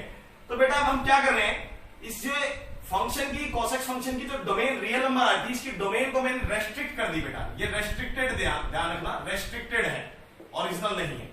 फंक्शन की cos x फंक्शन की डोमेन को यदि मैं 0 से लेके पाई क्लोज इंटरवल में इसकी डोमेन को बेटा मैं रेस्ट्रिक्ट कर दूं, और इसकी को डोमेन को -1 से 1 इंटरवल के अंदर रेस्ट्रिक्ट कर दूं, तो यदि हम बेटा इसकी डोमेन 0 से पाई लेके चले, को डोमेन -1 से 1 लेके चले, तो इस इंटरवल में हमारा cos x फंक्शन कैसा फंक्शन बन जाएगा बेटा, बाइजेक्टिव फंक्शन बन जाएगा। बाइजेक्टिव फंक्शन का मतलब है 1 1 भी हो जाएगा, और इस इंटरवल पे फंक्शन हमारा ऑन टू फंक्शन भी हो जाएगा। तो इस केस में हमें कोई प्रॉब्लम नहीं है, फंक्शन हमारा, क्योंकि इस इंटरवल में 0 से लेके पाई इंटरवल में कंप्लीटली डिक्रीजिंग है। यदि हमने इसकी डोमेन को 0 से पाई इंटरवल में रेस्ट्रिक्ट कर दिया, और इस इंटरवल में 0 से पाई के अंदर हमने एक स्लैब काटा, तो हम क्लियरली दिख रहा है ग्राफ हमारा डिक्रीजिंग होने के कारण 1 1 भी है, और कंप्लीट वैल्यूज दे रहा है -1 से 1। तो को डोमेन को रेस्ट्रिक्ट करने के बाद इस इंटरवल में हमारा फंक्शन कैसा फंक्शन बन रहा है बेटा, बाइजेक्टिव फंक्शन हो रहा है। तो सबसे पहला इंटरवल हम ले सकते हैं लीस्ट इंटरवल 0 से पाई, और इसकी को डोमेन को रेस्ट्रिक्ट किया -1 से 1, तो इस इंटरवल में cos x फंक्शन 1 1 हो गया, ऑन टू हो गया। बाइजेक्टिव फंक्शन होने के कारण बेटा इसका इनवर्स अब एग्जिस्ट कर रहा है। क्लियर? एक स्टूडेंट में क्वेश्चन यहां पर यह आता बेटा, क्या हम इंटरवल -पाई से 0 नहीं ले सकते थे? हम इंटरवल -पाई से 0 भी ले सकते बेटा, क्योंकि ये भी वो सबसे छोटा इंटरवल है -पाई से 0, जिसके अंदर हम देख सकते हैं ग्राफ कंप्लीटली क्या चल रहा है बेटा, इंक्रीजिंग फंक्शन चल रहा है, और सारी वैल्यूज दे रहा है बिटवीन -1 से लेके 1 तक। क्योंकि cos x फंक्शन का ग्राफ बेटा इवन फंक्शन होता है, cos x फंक्शन का ग्राफ इवन फंक्शन होता है, ग्राफ उसका y एक्सिस के अराउंड सिमेट्रिक होता है। तो हम इंटरवल या तो 0 से पाई ले सकते हैं, या फिर -पाई से 0, लीस्ट इंटरवल की बात कर रहे हैं। इंटरवल हमें sin x फंक्शन की तरह cos x में भी अदर इंटरवल पाई गैपिंग पे हमें बहुत सारे अलग अलग इंटरवल मिलेंगे, लेकिन हमें cos x फंक्शन को बाइजेक्टिव बनाने के लिए सबसे लीस्ट इंटरवल को सिलेक्ट करते हैं। सबसे फर्स्ट बात स्टैंडर्ड फंक्शन के लिए। अब यहां पर आती है कि हम 0 से पाई सेलेक्ट करें या 0 से -पाई सेलेक्ट करें। तो मैं आपको बता देता हूं बेटा, लीस्ट इंटरवल दोनों ही है, लेकिन हम नेगेटिव इंटरवल और पॉजिटिव इंटरवल की कंपैरिजन में हम स्टैंडर्ड फंक्शंस के लिए यहां पर पॉजिटिव इंटरवल को प्रायोरिटी देते हैं। तो हमने स्टैंडर्ड फंक्शन cos x का इनवर्स निकालने के लिए cos इनवर्स x यहां पर फाइनली 0 से पाई इंटरवल को सेलेक्ट किया, और 0 से पाई इंटरवल को सेलेक्ट करने के बाद हमने जब 0 से पाई इंटरवल में एक स्लैब से कटिंग की, तो हमने देखा कि cos x फंक्शन इस इंटरवल में डोमेन और को डोमेन को फाइनली रेस्ट्रिक्ट करने के बाद हमने देखा कि cos x फंक्शन का ग्राफ 1 1 भी आ रहा है, ऑन टू भी आ रहा है। तो अब से हम यहां पर cos x फंक्शन को जैसे हमने न्यू डेफिनेशन दी, न्यू डेफिनेशन हमने डिफाइन किया, 0 से पाई से लेकर उसकी रेंज आ रही है, कोडोमेन आ रही है -1 से 1, तो इस केस में फंक्शन बाइजेक्टिव हो गया। और अब इसी इंटरवल में बेटा हम cos x फंक्शन का क्या करवाएंगे, इनवर्स को एग्जिस्ट करवाएंगे। चलिए, तो cos x फंक्शन का ग्राफ तो हमें 11th क्लास से क्लियर है। अब फाइनली बेटा जब हमने cos x फंक्शन की नई डोमेन और कोडोमेन को रेस्ट्रिक्ट कर दिया है, डिसाइड कर दिया है, तो अब इस इंटरवल के अंदर ही हम cos x फंक्शन का क्या निकालने जा रहे हैं, इनवर्स निकालने जा रहे हैं। चलिए, अब इनवर्स की डेफिनेशन से हमें पता है कि जैसे हम किसी फंक्शन का इनवर्स, सबसे पहले हम ये चेक करते हैं कि इनवर्स एग्जिस्ट कर रहा है नहीं कर रहा। जैसे ही cos x फंक्शन का इस इंटरवल में इनवर्स एग्जिस्ट कर रहा है, तो बेटा cos x फंक्शन की जो रेंज है वो cos इनवर्स के लिए किसका काम कर रही है, डोमेन का काम कर रही है, और cos x फंक्शन की जो डोमेन है वो cos इनवर्स के लिए किसका काम कर रही है, रेंज का काम कर रही है। क्लियर? चलिए, अब फाइनली हम देख सकते हैं बेटा यहां पर ये जो cos इनवर्स x फंक्शन की जो रेंज आएगी 0 से पाई, इसे हम यहां पर नाम देंगे principal value branch. Standard function define करने के लिए मैंने कहा था कि मैं सबसे लीस्ट इंटरवल मैंने प्रायोरिटी दी यहां पर 0 से पाई, तो यही cos इनवर्स के लिए आगे चल के किसका काम कर रही है, प्रिंसिपल वैल्यू ब्रांच का। यदि हम यहां पर कोई भी स्टूडेंट यहां पर यदि ये इंटरवल लेके चलता है बेटा -पाई से 0, वो cos x की डोमेन को यदि यहां पर इस इंटरवल में रेस्ट्रिक्ट करता है -पाई से 0 यहां पर, तो उस केस में भी cos x फंक्शन का बेटा इनवर्स आराम से एग्जिस्ट कर जाएगा, कोई प्रॉब्लम नहीं है। लेकिन cos इनवर्स के लिए ये जो रेंज बनेगी -पाई से 0, इसको हम नाम देंगे बेटा फिर other branches of cos inverse x। ध्यान रखना, अदर इंटरवल्स में यदि हम डिफाइन करके उसमें इनवर्स एग्जिस्ट करवाते हैं, तो cos इनवर्स के लिए वो किसका काम करेगी, अदर ब्रांचेज का काम करेगी। लेकिन प्रिंसिपल वैल्यू ब्रांच हम सिर्फ एक ही लेंगे पूरे चैप्टर के अंदर, वो लेंगे 0 से पाई क्लोज इंटरवल। क्लियर? और हमारे जितने भी अब क्वेश्चन अटेम्प्ट करेंगे बेटा इस प्रिंसिपल वैल्यू ब्रांच और ये जो cos इनवर्स x के लिए रेंज का काम कर रही है, इसके बाहर डिस्कशन नहीं करेंगे जब तक क्वेश्चन में बेटा वो cos इनवर्स की अलग से कोई इंटरवल नहीं देता, तब तक हम सारी बातें जो करेंगे वो प्रिंसिपल वैल्यू ब्रांच के अंदर ही करेंगे, इसके बाहर हम बात भी नहीं करेंगे क्वेश्चन के अंदर। क्लियर? चलिए, तो फाइनली बेटा cos इनवर्स x का ग्राफ का डिस्कशन करना है। cos इनवर्स x का ग्राफ आप देख सकते हैं बोर्ड पे क्लियरली बना हुआ है। cos इनवर्स x का ग्राफ बनाने के लिए हम जानते हैं बेटा cos इनवर्स x क्योंकि एक एंगल होता है, cos इनवर्स x भी एक एंगल को रिप्रेजेंट करता है, तो हम cos इनवर्स x की वैल्यू निकाल सकते हैं। 3 वैल्यू निकाल सकते हैं बेटा। cos इनवर्स 0 पे बेटा आंसर आता है 1, cos इनवर्स 1 पे आंसर आता है बेटा 0, cos इनवर्स -1 पे आंसर आता है पाई। ये 3 वैल्यू हम देख सकते हैं, हमने ग्राफ में प्लॉट की है। सबसे इंपॉर्टेंट cos इनवर्स 0 तो बेटा हमारा आंसर आ रहा है यहां पर π/2, एंगल रिप्रेजेंट कर रहा है ना। cos इनवर्स 0 पे हम क्लियरली देख सकते हैं बेटा हमारा ग्राफ रिप्रेजेंट कर रहा है π/2। cos इनवर्स 1 पे वैल्यू आ रही है 0 और cos इनवर्स -1 पे एंगल आ रहा है हमारे पास में पाई। क्लियर है बेटा? तो हमने देखा ग्राफ प्लॉट करने के लिए हम पॉइंट्स निकालेंगे, और भी हम पॉइंट्स निकाल सकते हैं, जैसे cos इनवर्स 1/2 पे देखेंगे बेटा हम, cos इनवर्स 1/2 पे हम देखेंगे तो cos इनवर्स 1/2 किस पे आएगा बेटा, 60 डिग्री पे आएगा। 60 degree that is equal to π/3। तो यहां पर यदि हम कोई पॉइंट ले बेटा 1/2 पॉइंट ले, तो 1/2 पे कितना एंगल मिलेगा हमें, 60 डिग्री मिलेगा π/3। तो इस तरह से हम पॉइंट लेके ग्राफ को प्लॉट आराम से कर सकते हैं। पॉइंट्स हम निकाल सकते हैं, पॉइंट्स निकाल के एंगल्स निकाल के फाइनली ग्राफ को प्लॉट कर सकते हैं। अलग अलग है x की वैल्यू जैसे हम इनपुट देंगे cos इनवर्स को, तो हमारे पास अलग अलग एंगल आने लगेंगे। जैसे हम इसमें ग्राफ को में प्लॉटिंग करेंगे तो हमारे पास फाइनली ग्राफ की फॉर्मेशन हो जाएगी। तो इस तरह से बेटा ये हमारे पास में ग्राफ बन गया cos इनवर्स का। ये ग्राफ है cos इनवर्स का, डार्क लाइन जो जा रही है this is the graph of cos inverse x। लेकिन अब दोबारा साइन इनवर्स की तरह स्टूडेंट के माइंड में एक क्वेश्चन आएगा, तो उस क्वेश्चन को मैं पहले ही आपके माइंड से दूर कर देता हूं कि सर ये cos इनवर्स का ग्राफ यूं क्यों नहीं गया, डॉटेड लाइन की तरह यूं क्यों नहीं गया, ऐसे भी तो डॉटेड लाइन की तरह ग्राफ प्लॉट हो सकता था। तो बेटा उसका रीजन भी सेम रीजन है जो मैंने अभी आपको साइन इनवर्स में दिया था। cos इनवर्स का ग्राफ भी बेटा इस तरह से इसलिए बन रहा है, डार्क लाइन वाला ग्राफ को हम एक्सेप्ट कर रहे हैं क्योंकि x इक्वल टू +1 पे और x इक्वल टू -1 पे cos इनवर्स का सिंगल डेरिवेटिव बेटा एग्जिस्ट नहीं करता। ये कैलकुलस में हम स्टडी करेंगे। x इक्वल टू +1 पे और x इक्वल टू -1 पे बेटा वर्टिकल टेंजेंट आने के कारण cos इनवर्स का सिंगल डेरिवेटिव एग्जिस्ट नहीं करता है। जबकि इस ग्राफ के अंदर देखें, डॉटेड लाइन वाले ग्राफ में देखें तो बेटा ये वर्टिकल टेंजेंट का काम नहीं कर रही है, टेंजेंट का काम कर रही है ये y equal to x axis वाली और y इक्वल टू पाई वाली ये जो लाइन है, ये हॉरिजॉन्टल लाइन के लिए किसका काम कर रही है, टेंजेंट का काम कर रही है। तो वर्टिकल टेंजेंट का काम सिर्फ बेटा इसी ग्राफ में हो रहा है। ये जो डार्क ग्राफ आपके सामने जा रहा है, इस डार्क ग्राफ को यदि आप विजुअलाइज करेंगे तो क्लियरली देखेंगे बेटा x इज इक्वल टू -1 और x इज इक्वल टू +1 वाली लाइन इस ग्राफ के लिए वर्टिकल टेंजेंट का काम कर रही है, इसीलिए बेटा यहां पर डॉटेड ग्राफ प्लॉट नहीं हो सकता। कॉस इनवर्स का फाइनल ग्राफ यही है जो मैंने डार्क ग्राफ प्लॉट किया है। क्लियर? तो ग्राफ प्लॉट करने के लिए बेटा पॉइंट्स के साथ साथ थोड़ा बहुत कुछ केसेस कैलकुलस की नॉलेज भी आपको होनी चाहिए, वो फर्दर हम एओडी के अंदर स्टडी करेंगे। फाइनली अब थर्ड पॉइंट आता है without wasting the time, combined graph. Combined graph बेटा अब हम कॉस की डोमेन को रेस्ट्रिक्ट करके चल रहे हैं, जैसे 0 से पाई, को डोमेन को -1 से 1। तो कॉस का ग्राफ हमने प्लॉट कर दिया, आप देख सकते हैं बेटा 0 से लेकर पाई के अंदर हमने कॉस फंक्शन का ग्राफ प्लॉट किया है डॉटेड लाइन से। ये जो डॉटेड लाइन का बेटा ग्राफ चल रहा है, ये डॉटेड लाइन का ग्राफ आ रहा है cos x का। तो cos x का हमने डॉटेड लाइन का ग्राफ बनाया। ये जो हमने स्लैब काटी थी बेटा, ये जो हमने स्लैब काटी थी, ये cos x का जो ग्राफ काटा था 0 से पाई के बीच में, ये हमने यहां पर बनाया है। 0 से पाई के बीच में ये डॉटेड लाइन से जो ग्राफ चल रहा है, ये ग्राफ है हमारा cos x फंक्शन का, cos x फंक्शन। ठीक है, अब देखिए cos inverse x function defined है बेटा -1 से 1, 0 से पाई में। तो ये ग्राफ जो हमने बनाया सेम यही ग्राफ यहां पर बन रहा है, -1 से लेकर 1 के अंदर बेटा ये देखिए डार्क ग्राफ जो रिप्रेजेंट हो रहा है, ये डार्क ग्राफ हमारा किसका ग्राफ है?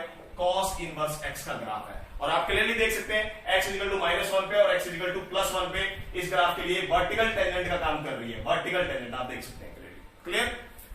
तो बेटा हमने दोनों ग्राफ बना दिया, और बनाने के बाद में ये लाइन जो जा रही है ओरिजिन से, जो लाइन पास हो रही है y इक्वल टू x, ये line y equal to x के अराउंड है। यदि आप थोड़ा सा भी विजुअलाइज करें बेटा तो आप देख सकते हैं ये dotted line equal to y x के अराउंड मिरर इमेज बना रही है, इतना इतना।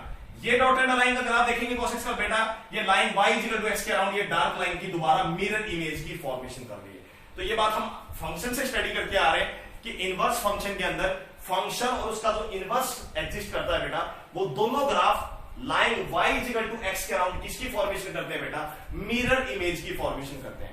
तो कंबाइंड ग्राफ बनाने का सिर्फ एक ही रीजन है, ताकि हम ये स्टडी कर सके कि फंक्शन और उसका इनवर्स किस तरह से line y equal to x के अराउंड मिरर इमेज की फॉर्मेशन कर रहे हैं। क्लियर?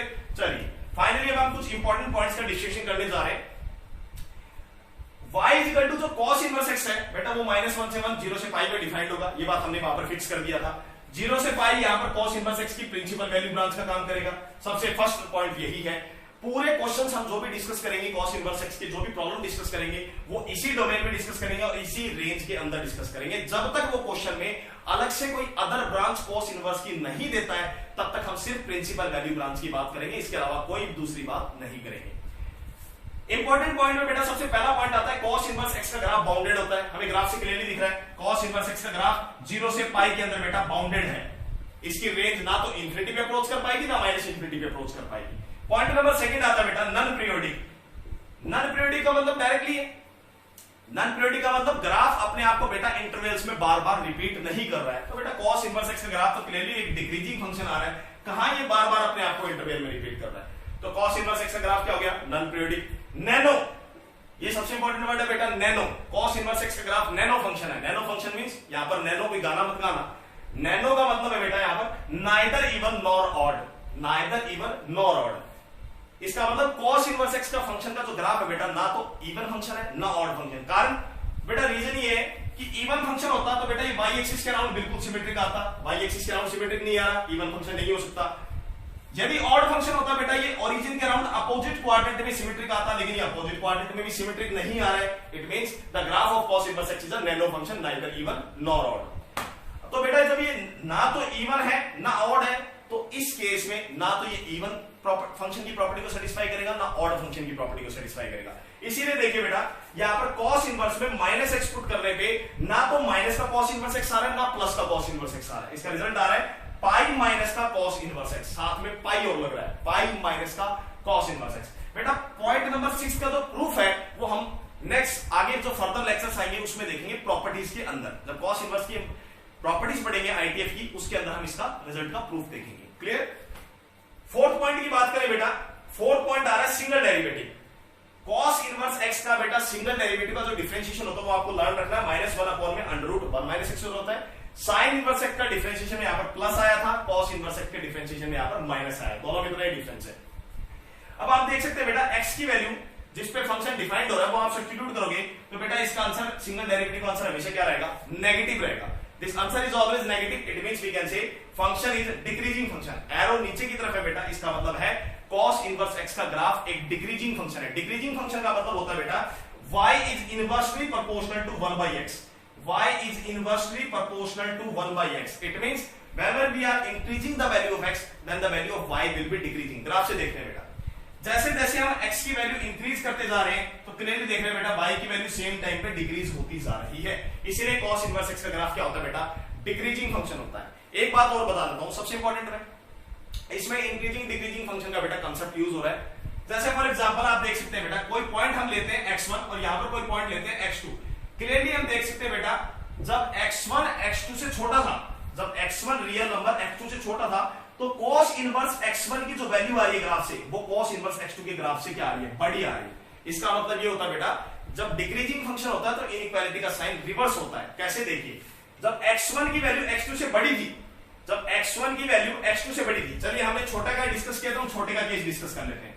जब x1 की वैल्यू x2 से छोटी थी तो cos इनवर्स x1 का आंसर cos इनवर्स x2 से बिगर आ रहा है। देखिए कैसे, जब x1 का आंसर x2 से हमने छोटा लिया, x1 कोई भी रियल नंबर है -1 से 1 के बीच में, तो x1 का आंसर जब हमने x2 से छोटा लिया तो cos इनवर्स x1 का आंसर cos इनवर्स x2 से देखिए बिगर आ रहा है। तो यहां से क्या पता लगा बेटा, जब x1 x2 से छोटा है तो cos इनवर्स ऑपरेट करने पर इनइक्वालिटी का देखिए साइन चेंज हो गया। व्हाई, डिक्रीजिंग फंक्शन है बेटा, डिक्रीजिंग फंक्शन में इनइक्वालिटी का साइन हमेशा चेंज होगा, इस बात को रिमेंबर रखना।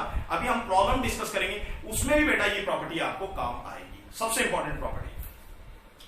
आफ्टर दैट पॉइंट नंबर 5 का डिस्कशन करते हैं बेटा। पॉइंट नंबर 5 का डिस्कशन मैं ऑलरेडी आपके लिए कर चुका हूं। cos इनवर्स x का जो सिंगल डेरिवेटिव है dy by dx वो एग्जिस्ट नहीं करेगा +-1 पे। cos इनवर्स x का सिंगल डेरिवेटिव +-1 पॉइंट पे एग्जिस्ट नहीं करेगा बेटा। रीजन दो है। फर्स्ट रीजन आपको क्लियरली दिख रहा है, x इक्वल टू +-1 पुट करने पे डिनोमिनेटर 0 हो रहा है तो सिंगल डेरिवेटिव वैसे ही एग्जिस्ट नहीं करेगा, डिनोमिनेटर नॉट डिफाइंड आ रहा है। फर्स्ट रीजन यहां से आपको क्लियरली दिख रहा है डेफिनेशन से। सेकंड रीजन यहां पर ये आता है बेटा, ग्राफिकली आप इस चीज को समझना चाहें तो इसके लिए आपको थोड़ा बहुत डिफरेंशिएबिलिटी की नॉलेज होनी चाहिए। कभी भी किसी भी रियल नंबर पे बेटा यदि ग्राफ बनाने पे, ग्राफ की प्लॉटिंग करने पे यदि हमारे पास में वर्टिकल टेंजेंट आ रही है तो उस पॉइंट्स पे बेटा फंक्शन हमेशा नॉन डिफरेंशिएबल आता है। ये आपको डिफरेंशिएबिलिटी में लर्न सीखने को मिलेगा वहां पर। तो बेटा हम यहां पर देख सकते हैं x इक्वल टू -1 और x इक्वल टू +1 पे ये वर्टिकल टेंजेंट आ रही है, आप देख सकते हैं, और यहां पर ये भी वर्टिकल टेंजेंट का काम कर रही है ग्राफ के लिए। तो बेटा जब भी किसी पॉइंट्स पे ग्राफ के लिए वर्टिकल टेंजेंट का काम करे तो उन पॉइंट्स पे फंक्शन नॉन डिफरेंशिएबल होता है, उसका सिंगल डेरिवेटिव एग्जिस्ट नहीं करता। तो यही पॉइंट है, point number 5। Last and final point explain कर रहा है अबाउट कॉन्केविटी को। कॉन्केविटी को तो बेटा हमें ग्राफ से क्लियरली दिख रहा है, यहां पर ऑब्जर्व हो रहा है x इज इक्वल टू 0 पे, यहां पर y एक्सिस पे बेटा x क्या चल रहा है, 0 चल रहा है। ये हमारी x एक्सिस है, ये y एक्सिस है। तो x इज इक्वल टू 0 पे देखो बेटा ग्राफ ने अपनी कॉन्केविटी को चेंज कर लिया है। 0 से पहले देखेंगे बेटा, -1 से 0 वाले इंटरवल में देखें तो ग्राफ कॉन्केव अपवर्ड चल रहा है, और 0 से 1 के इंटरवल में देखें तो बेटा ग्राफ कॉन्केव डाउनवर्ड चल रहा है। इसका क्या मतलब है, at x is equal to 0 पे बेटा ग्राफ ने अपनी कॉन्केविटी को चेंज कर लिया है। फर्दर कॉन्केविटी का डिस्कशन हम करेंगे बेटा ये भी एओडी के अंदर। तो application of derivative chapter study करेंगे कि ग्राफ इससे पहले कॉन्केव अपवर्ड क्यों है, इससे पहले कॉन्केव डाउनवर्ड क्यों है इस इंटरवल में, ये सारा डिस्कशन हम करेंगे एओडी के अंदर। Okay students, now let us going to discuss now problems related to cos inverse x। तो बेटा हमने cos x फंक्शन से cos इनवर्स x का ग्राफ समझा, इन दोनों का हमने यहां पर कंबाइंड ग्राफ को स्टडी किया कि कंबाइंड ग्राफ में जो line y equal to x के अराउंड फंक्शन और cos x और उसके इनवर्स का ग्राफ एक दूसरे की मिरर इमेज किस तरह से फॉर्मेशन कर रहे हैं। इसके बाद में हमने काफी इंपॉर्टेंट पॉइंट्स का डिस्कशन किया। ये सारे इंपॉर्टेंट पॉइंट्स बेटा हम क्वेश्चंस में किसी भी समय कहीं पे भी अप्लाई कर सकते हैं, तो हमें बेसिक नॉलेज होना जरूरी है। अब हम फर्दर डिस्कशन करने जा रहे हैं cos इनवर्स x के ग्राफ के ऊपर बेटा हम कुछ प्रॉब्लम डिस्कस करने जा रहे हैं। About the problems related to the cos inverse x graph, there are 3 problems, let us discuss now one by one solutions. Problem number first, अब अभी हमने cos इनवर्स x का ग्राफ डिस्कस किया, उसके काफी हमने प्रॉपर्टीज एंड कमेंट्स डिस्कस किए उसके ऊपर। Now let us discuss the problems related to the graph cos inverse x। First problem is given cos inverse x is greater than equal to cos inverse x square। ये first problem बेटा। We have to find out the solve करनी है inequality को और x की value निकालनी है, क्या वैल्यू आएगी। तो क्लियरली बेटा cos इनवर्स x का ग्राफ डिक्रीजिंग फंक्शन है। First of all cos inverse x is a decreasing function and we know whenever x1 is less than x2 cos inverse x1 is greater than equal to cos inverse x2। जब भी हमारे पास में कोई दो real number दे रखे हैं x1 और x2, जब भी x1 x2 से छोटा है, इस केस में बेटा cos inverse x is always greater than equal to cos inverse x2। तो डिक्रीजिंग फंक्शन होने के कारण बेटा इनइक्वालिटी का साइन हमेशा रिवर्स होता है, कीप इट माइंड। तो यहां पर हम देख सकते हैं बेटा cos इनवर्स x का आंसर दे रखा है greater than equal to x square. ये कंडीशन बेटा तभी पॉसिबल है जब ये इनपुट x जो है, जब ये इनपुट x जो है x स्क्वायर के इस वाले इनपुट से क्या होगा बेटा, लेस देन इक्वल टू होगा, तभी इनइक्वालिटी का साइन रिवर्स होगा। समझ में आया?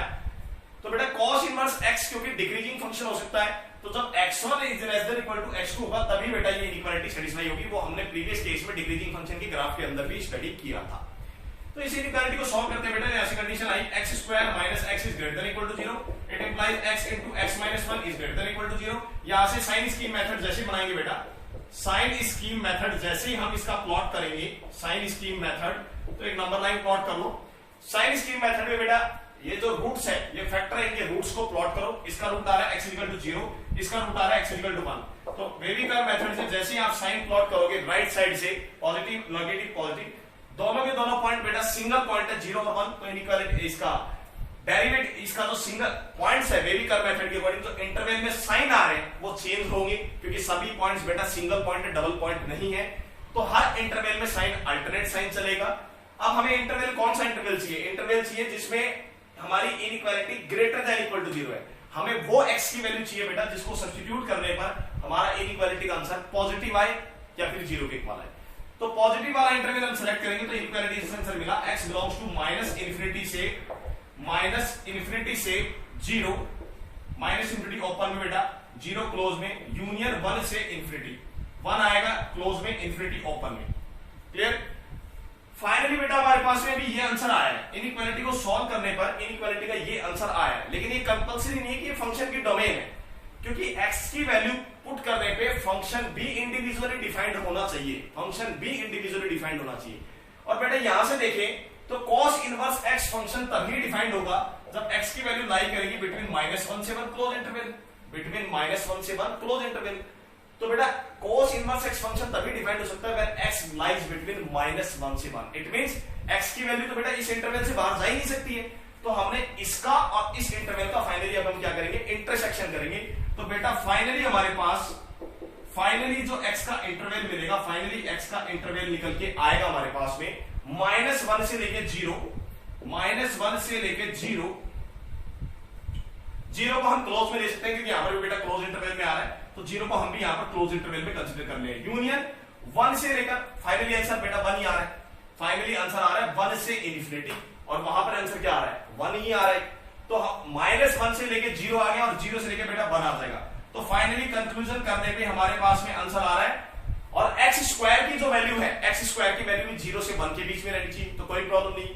तो फाइनली इस इंटरवल का और इस इंटरवल का कंक्लूजन करेंगे तो आंसर आ रहा है बेटा -1 से 0, ये क्लोज इंटरवल, और 0 से 1 के बीच का इसका आंसर आ रहा है।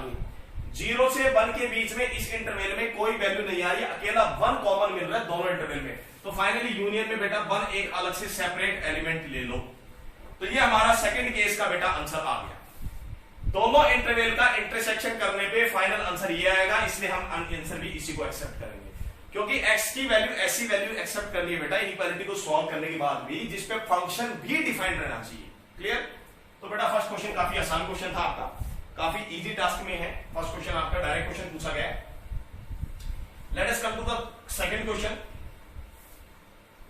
तो बेटा क्वेश्चन में इसी तरीके से ग्राफ का कंसेप्ट काम आएगा। आपने देखा इस क्वेश्चन में सॉल्व करने के लिए डिक्रीजिंग फंक्शन का कंसेप्ट यूज किया गया है। Similarly question number second, question number second में बेटा में गिवन है cos inverse x is greater than sin inverse x is greater than equal to sin inverse x। तो आईटीएफ दो आईटीएफ फंक्शन का कंपैरिजन हो रहा है यहां पर। इसको सॉल्व करके x का इंटरवल फाइंड करना है कि किस इंटरवल के अंदर cos इनवर्स x का ग्राफ sin इनवर्स x से ऊपर चलेगा। तो बेटा ऐसे जब भी दो फंक्शंस हमें दे रखे हो, दो फंक्शंस का जब भी इनइक्वालिटी में कंपैरिजन किया जा रहा हो, और यदि ये पॉसिबल हो कि हम उन दोनों फंक्शन का ग्राफ हमें पता है, हम इजीली उन फंक्शन का ग्राफ प्लॉट कर सकते हैं, तो बेटा ये क्वेश्चन काफी इजी हो जाएगा। सिंपली इनका ग्राफ प्लॉट कर लो। तो ग्राफ हमें बेटा डायरेक्टली पता है, cos इनवर्स x और sin इनवर्स x का ग्राफ हम जानते हैं। This is the point -1, this is the point 1, this is the point π/2, pi here, this is the point pi by 2। और बेटा फाइनली हम ग्राफ प्लॉट करने जा रहे हैं, दिस इज द पॉइंट 1। तो सबसे पहले हम साइन इनवर्स एक्स के ग्राफ की बात करते हैं। तो बेटा साइन इनवर्स एक्स का ग्राफ जो 0 से 1 में जाएगा, बेटा 0 से 1 में साइन इनवर्स एक्स का ग्राफ यूं जाएगा। क्लियर है? नीचे हमें ग्राफ बनाने की जरूरत नहीं साइन इनवर्स एक्स का, क्योंकि कॉस इनवर्स एक्स का ग्राफ सिर्फ एक्स एक्सिस के अबव ही लाई करता है। तो कंपैरिजन हमें एक्स एक्सिस के अबव में ही पता लग जाएगा। नीचे तो कॉस इनवर्स एक्स का ग्राफ आता ही नहीं एक्स एक्सिस के नीचे। तो बेटा कॉस इनवर्स एक्स का जो ग्राफ आएगा, कॉस इनवर्स एक्स का ग्राफ आएगा हमारे पास कुछ इस तरह से। आगे आके यहां पर डॉटेड लाइन कर देता हूं मैं, कुछ इस तरह से हमारे पास बेटा ग्राफ आएगा। तो फाइनली हम देख सकते हैं बेटा कॉस इनवर्स एक्स का ग्राफ पूछा गया था। तो ये जो ग्राफ आ रहा है हमारे पास में, इसको भी मैं डॉटेड लाइन कर देता हूं ताकि दोनों में कंपैरिजन हो सके। ये डॉटेड ग्राफ, तो ये जो डॉटेड ग्राफ मैंने बनाया -1 के 1 के बीच में, this represent the graph of cos inverse x. And जो ये डार्क लाइन का ग्राफ प्लॉट किया बेटा, नीचे मैंने प्लॉट नहीं किया क्योंकि इसकी रिक्वायरमेंट नहीं है। तो डार्क लाइन का ग्राफ प्लॉट कर हमें पॉइंट आउट करना है साइन इनवर्स एक्स के ग्राफ को, और डॉटेड लाइन का ग्राफ है हमारा कॉस इनवर्स एक्स का ग्राफ। तो हमें कौन सा इंटरवल लेना है बेटा? हमें एक्स का वो इंटरवल सेलेक्ट करना है जिसमें कॉस इनवर्स एक्स का ग्राफ साइन इनवर्स एक्स के ग्राफ के अबव चल रहा हो। Above greater than equal to पूछा है इसमें। क्या पूछा है? Greater than equal to. तो बेटा हम क्लियरली देख सकते हैं ये पूरा ग्राफ बेटा साइन इनवर्स एक्स के ग्राफ के अबव चल रहा है, अबव यहां तक। और जिस पॉइंट पे कॉस इनवर्स एक्स और साइन इनवर्स एक्स का ग्राफ इंटरसेक्ट कर रहा है, ये पॉइंट हमें मिल रहा है 1/√2, क्योंकि कॉस इनवर्स 1/√2 और साइन इनवर्स 1/√2 की दोनों की सेम वैल्यू आती है π/4। इस पे दोनों की बेटा सेम वैल्यू आती है π/4। तो क्लियरली हमें ग्राफ से ऑब्जर्व हो रहा है -1 से लेके बेटा 1/√2 के इंटरवल में कॉस इनवर्स एक्स का जो ग्राफ है वो साइन इनवर्स एक्स के ग्राफ के अबव चल रहा है। तो फाइनल आंसर आ गया। तो फाइनल आंसर आ रहा है हमारा x बिलोंग्स टू -1 से लेके बेटा 1/√2। और यहां पर हम 1/√2 को क्लोज इंटरवल में लेंगे क्योंकि इक्वल टू केस भी बेटा वैलिड है। तो फाइनली x का इंटरवल ये मिला, ये वो x का हमें इंटरवल मिला जिसमें cos इनवर्स x का ग्राफ sin इनवर्स x के ग्राफ से अबव है। जब cos इनवर्स x का ग्राफ अबव है तो ये इनइक्वालिटी भी ऑटोमेटिकली सेटिस्फाई हो जाएगी। काफी आसान क्वेश्चन था। तो आपने देखा बेटा कई बार क्वेश्चन ग्राफिकली भी सॉल्व करना आसान होता है as compare to theoretically. Let us come to the next question, question number 3 now. बेटा थर्ड क्वेश्चन में हमें क्या दे रखा है देखते हैं। थर्ड क्वेश्चन में हमें इसकी रेंज फाइंड करनी है। थर्ड क्वेश्चन में हमें इसकी रेंज फाइंड करनी है। Function of x is equal to cos inverse under root में x² माइनस x प्लस 1। हमें इसकी बेटा रेंज फाइंड करनी है, और रेंज फाइंड करने का सबसे बेस्ट तरीका है इनसाइड आउटसाइड मेथड। कभी भी फंक्शन की रेंज फाइंड करनी है तो हम इनसाइड से आउटसाइड एंट्री करेंगे। तो सबसे पहले इनसाइड को इनपुट को लेते हैं, x² माइनस x प्लस 1, इसको लिखते हैं बेटा। इसको देखें तो इसको कंप्लीटिंग द होल स्क्वायर से क्या लिख सकते हैं? इसको होल स्क्वायर में कन्वर्ट करने की क्वाड्रेटिक जो इक्वेशन है, हम इनपुट की रेंज पता कर रहे हैं कि इनपुट कहां से कहां जा रहा है। तो क्वाड्रेटिक इक्वेशन की के स्क्वायर रूट की मैं मिनिमम वैल्यू पता लगाना चाहता हूं। तो क्वाड्रेटिक इक्वेशन को कंप्लीटिंग द होल स्क्वायर से बदल दो, उसको होल स्क्वायर में। तो x² माइनस x का कोएफिशिएंट बेटा यहां पर -1 है, हाफिंग एंड स्क्वायरिंग कर दो तो हाफ करोगे तो 1/2 आएगा। तो बेटा प्लस का 1/4 आ जाएगा, माइनस का 1/4 आ जाएगा, प्लस का 1 बच जाएगा। तो यहां से आंसर आएगा अंडर रूट में, ये फॉर्मूला बन गया बेटा हमारे पास में x माइनस 1/2 का होल स्क्वायर, और 1 में से 1/4 जाएगा, इट विल बिकम डायरेक्टली 1 में से जैसे आप 1/4 माइनस करोगे तो यहां पर बेटा 3/4 आ जाएगा, 3/4। तो हमने देखा यहां पर कि ये square root function x² minus x plus 1, हमें इस फंक्शन की बेटा मिनिमम वैल्यू चाहिए। सबसे पहले मिनिमम वैल्यू के ले रहा है। रेंज निकालने के लिए सबसे पहले इनपुट को पता लगाओ कि इनपुट कहां से कहां पर वैल्यू ले रहा है। तो इनपुट को देखते हैं बेटा, अंडर रूट में x माइनस 1/2 का होल स्क्वायर प्लस 3, ये भी बेटा पॉजिटिव है, ये भी पॉजिटिव है, दोनों टर्म्स पॉजिटिव है। तो हमारा स्क्वायर रूट फंक्शन ये जो है ये मिनिमम वैल्यू लेगा बेटा √3/2। कब लेगा? जब x माइनस 1/2 का होल स्क्वायर, ये टर्म क्या हो जाए बेटा 0 हो जाए।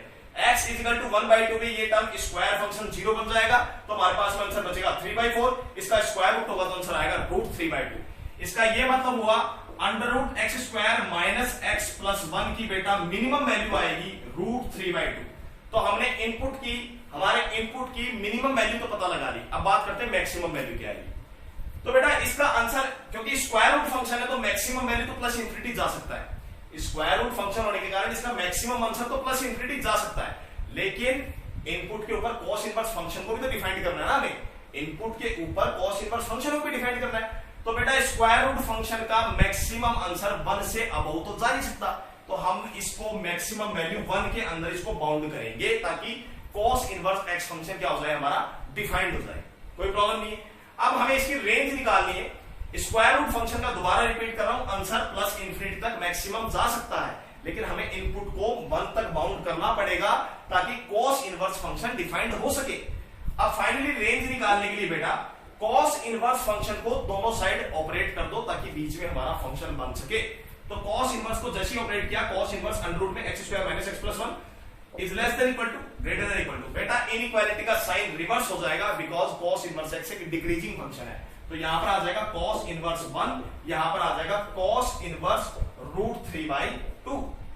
तो बेटा cos इनवर्स 1 की वैल्यू होती है 0, ये बन गया हमारे पास में फंक्शन y, तो y is less than equal to greater than equal to, cos inverse 1 का आंसर आ गया 0।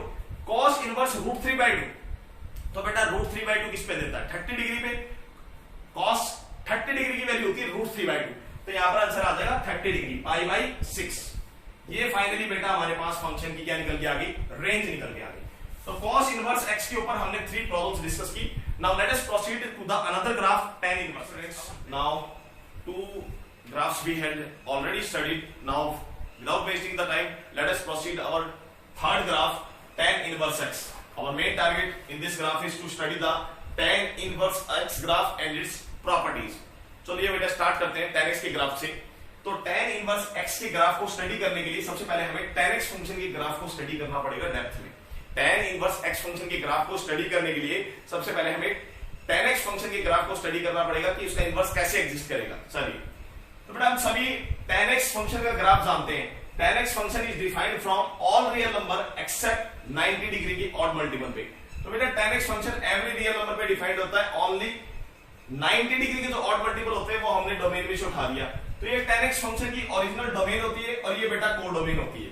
चलिए तो बेटा सबसे पहले हम tan x फंक्शन का अपनी ओरिजिनल डोमेन के अंदर ग्राफ को प्लॉट करते हैं। तो ये tan x फंक्शन की डोमेन है, देखिए all real number tan x function की डोमेन है। इसमें से हमने 90 डिग्री के जो ऑड मल्टीपल आ रहे हैं वहां बेटा ग्राफ को हमने क्या कर रखा है, ब्रेक कर रखा है। क्यों? बिकॉज 90 डिग्री के ऑड मल्टीपल पे tan x function is not defined, कोई प्रॉब्लम नहीं। तो हमने tan x फंक्शन का सबसे पहले ओरिजिनल डोमेन में ग्राफ को प्लॉट किया, ठीक है। तो जैसे ही बेटा हमने tan x फंक्शन का ग्राफ प्लॉट किया तो tan x फंक्शन का जो ग्राफ होता है वो कैसा बनता है बेटा, इंक्रीजिंग फंक्शन बनता है। Increasing function means y is directly proportional to x। जैसे जैसे x की वैल्यू इंक्रीज करेंगे y की वैल्यू भी इंक्रीज होती जाएगी। अब देखिए tan x फंक्शन का बेटा जो पीरियड होता है, tan x फंक्शन का पीरियड होता है पाई। इट मींस हर पाई इंटरवल के अंदर tan x फंक्शन अपने ग्राफ को क्या करेगा बेटा, रिपीट करेगा। हर पाई इंटरवल के अंदर हम tan x फंक्शन का ग्राफ को देखेंगे तो हर पाई इंटरवल के अंदर tan x फंक्शन अपने ग्राफ को रिपीट करेगा। हम क्लियरली देख सकते हैं बेटा -3π/2 से -π/2 पाई इंटरवल है, tan x फंक्शन का ग्राफ इंक्रीजिंग फंक्शन आ रहा है। -π/2 से π/2 में tan x फंक्शन के ग्राफ को देखेंगे, ये भी इंक्रीजिंग फंक्शन आ रहा है। π/2 माइनस पे tan x फंक्शन की वैल्यू अप्रोच करती है प्लस इंफिनिटी में। जब x टेंड्स टू -π/2 प्लस है तो tan x फंक्शन की वैल्यू अप्रोच करती है माइनस इंफिनिटी में। tan 0 की वैल्यू 0 होती है। तो ये भी इंटरवल सेम ग्राफ रिपीट हो रहा है पाई इंटरवल के अंदर। π/2 से 3π/2 में देखेंगे तो tan x फंक्शन का ग्राफ दोबारा इंक्रीजिंग फंक्शन बन रहा है। लेकिन अब हम ये जानना चाहते हैं बेटा, क्या tan x फंक्शन का अपनी ओरिजिनल डोमेन के अंदर इनवर्स एग्जिस्ट कर सकता है? इस क्वेश्चन का हमें आंसर चाहिए। तो हम क्लियरली ग्राफ से देख सकते हैं बेटा, यदि मैं अपना हॉरिजॉन्टल लाइन टेस्ट का काम ले बेटा, हॉरिजॉन्टल लाइन टेस्ट का काम ले तो x की डिफरेंट वैल्यूज पे हमें y की सेम वैल्यूज मिल रही है। It means tan x function की ओरिजिनल डोमेन जो कि r-2n + 1 π/2 होती है, ओरिजिनल डोमेन के अंदर tan x फंक्शन का इनवर्स एग्जिस्ट नहीं कर सकता। तो जैसे हमने फिर sin इनवर्स और cos इनवर्स, sin x और cos x की डोमेन को हमने रेस्ट्रिक्ट किया था उनका इनवर्स एग्जिस्ट करवाने के लिए, प्रिंसिपल वैल्यू ब्रांच हमने डिसाइड की थी। इसी तरह से बेटा हम यहां पर सबसे लीस्ट इंटरवल जिसमें tan x function increasing function चल रहा है वो लीस्ट इंटरवल हमें मिल रहा है -π/2 से लेकर π/2। हम क्लियरली देख सकते हैं बेटा, हमने -π/2 से लेकर π/2 की ये ग्राफ की एक स्लैब को कट कर दिया इस तरह से।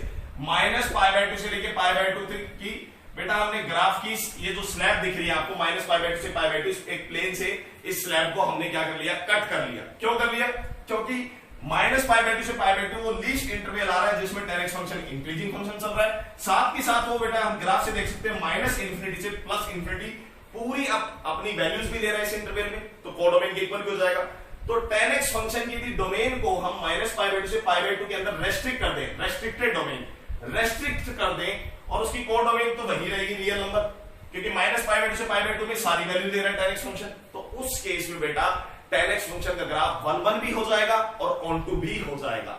जैसे ही हमने tan x फंक्शन की डोमेन को रेस्ट्रिक्ट कर दिया, कोड डोमेन रियल नंबर है, तो इस केस में अब tan x फंक्शन हमारा 1 फंक्शन भी है और ऑन2 फंक्शन भी है। इट मींस इस सबसे लीस्ट इंटरवल मिला है जिसमें हमारा tan x फंक्शन 1 भी हो गया, ऑन2 भी हो गया। It means the given tan x function is bijective function, और जैसे ही बेटा tan x फंक्शन अब बाइजेक्टिव फंक्शन हो गया, तो इस लीस्ट इंटरवल के अंदर अब हम tan x फंक्शन का क्या फाइंड कर सकते हैं, इनवर्स फाइंड कर सकते हैं। क्लियर। अब क्वेश्चन ये आता है, क्या अदर इंटरवल नहीं ले सकते हम?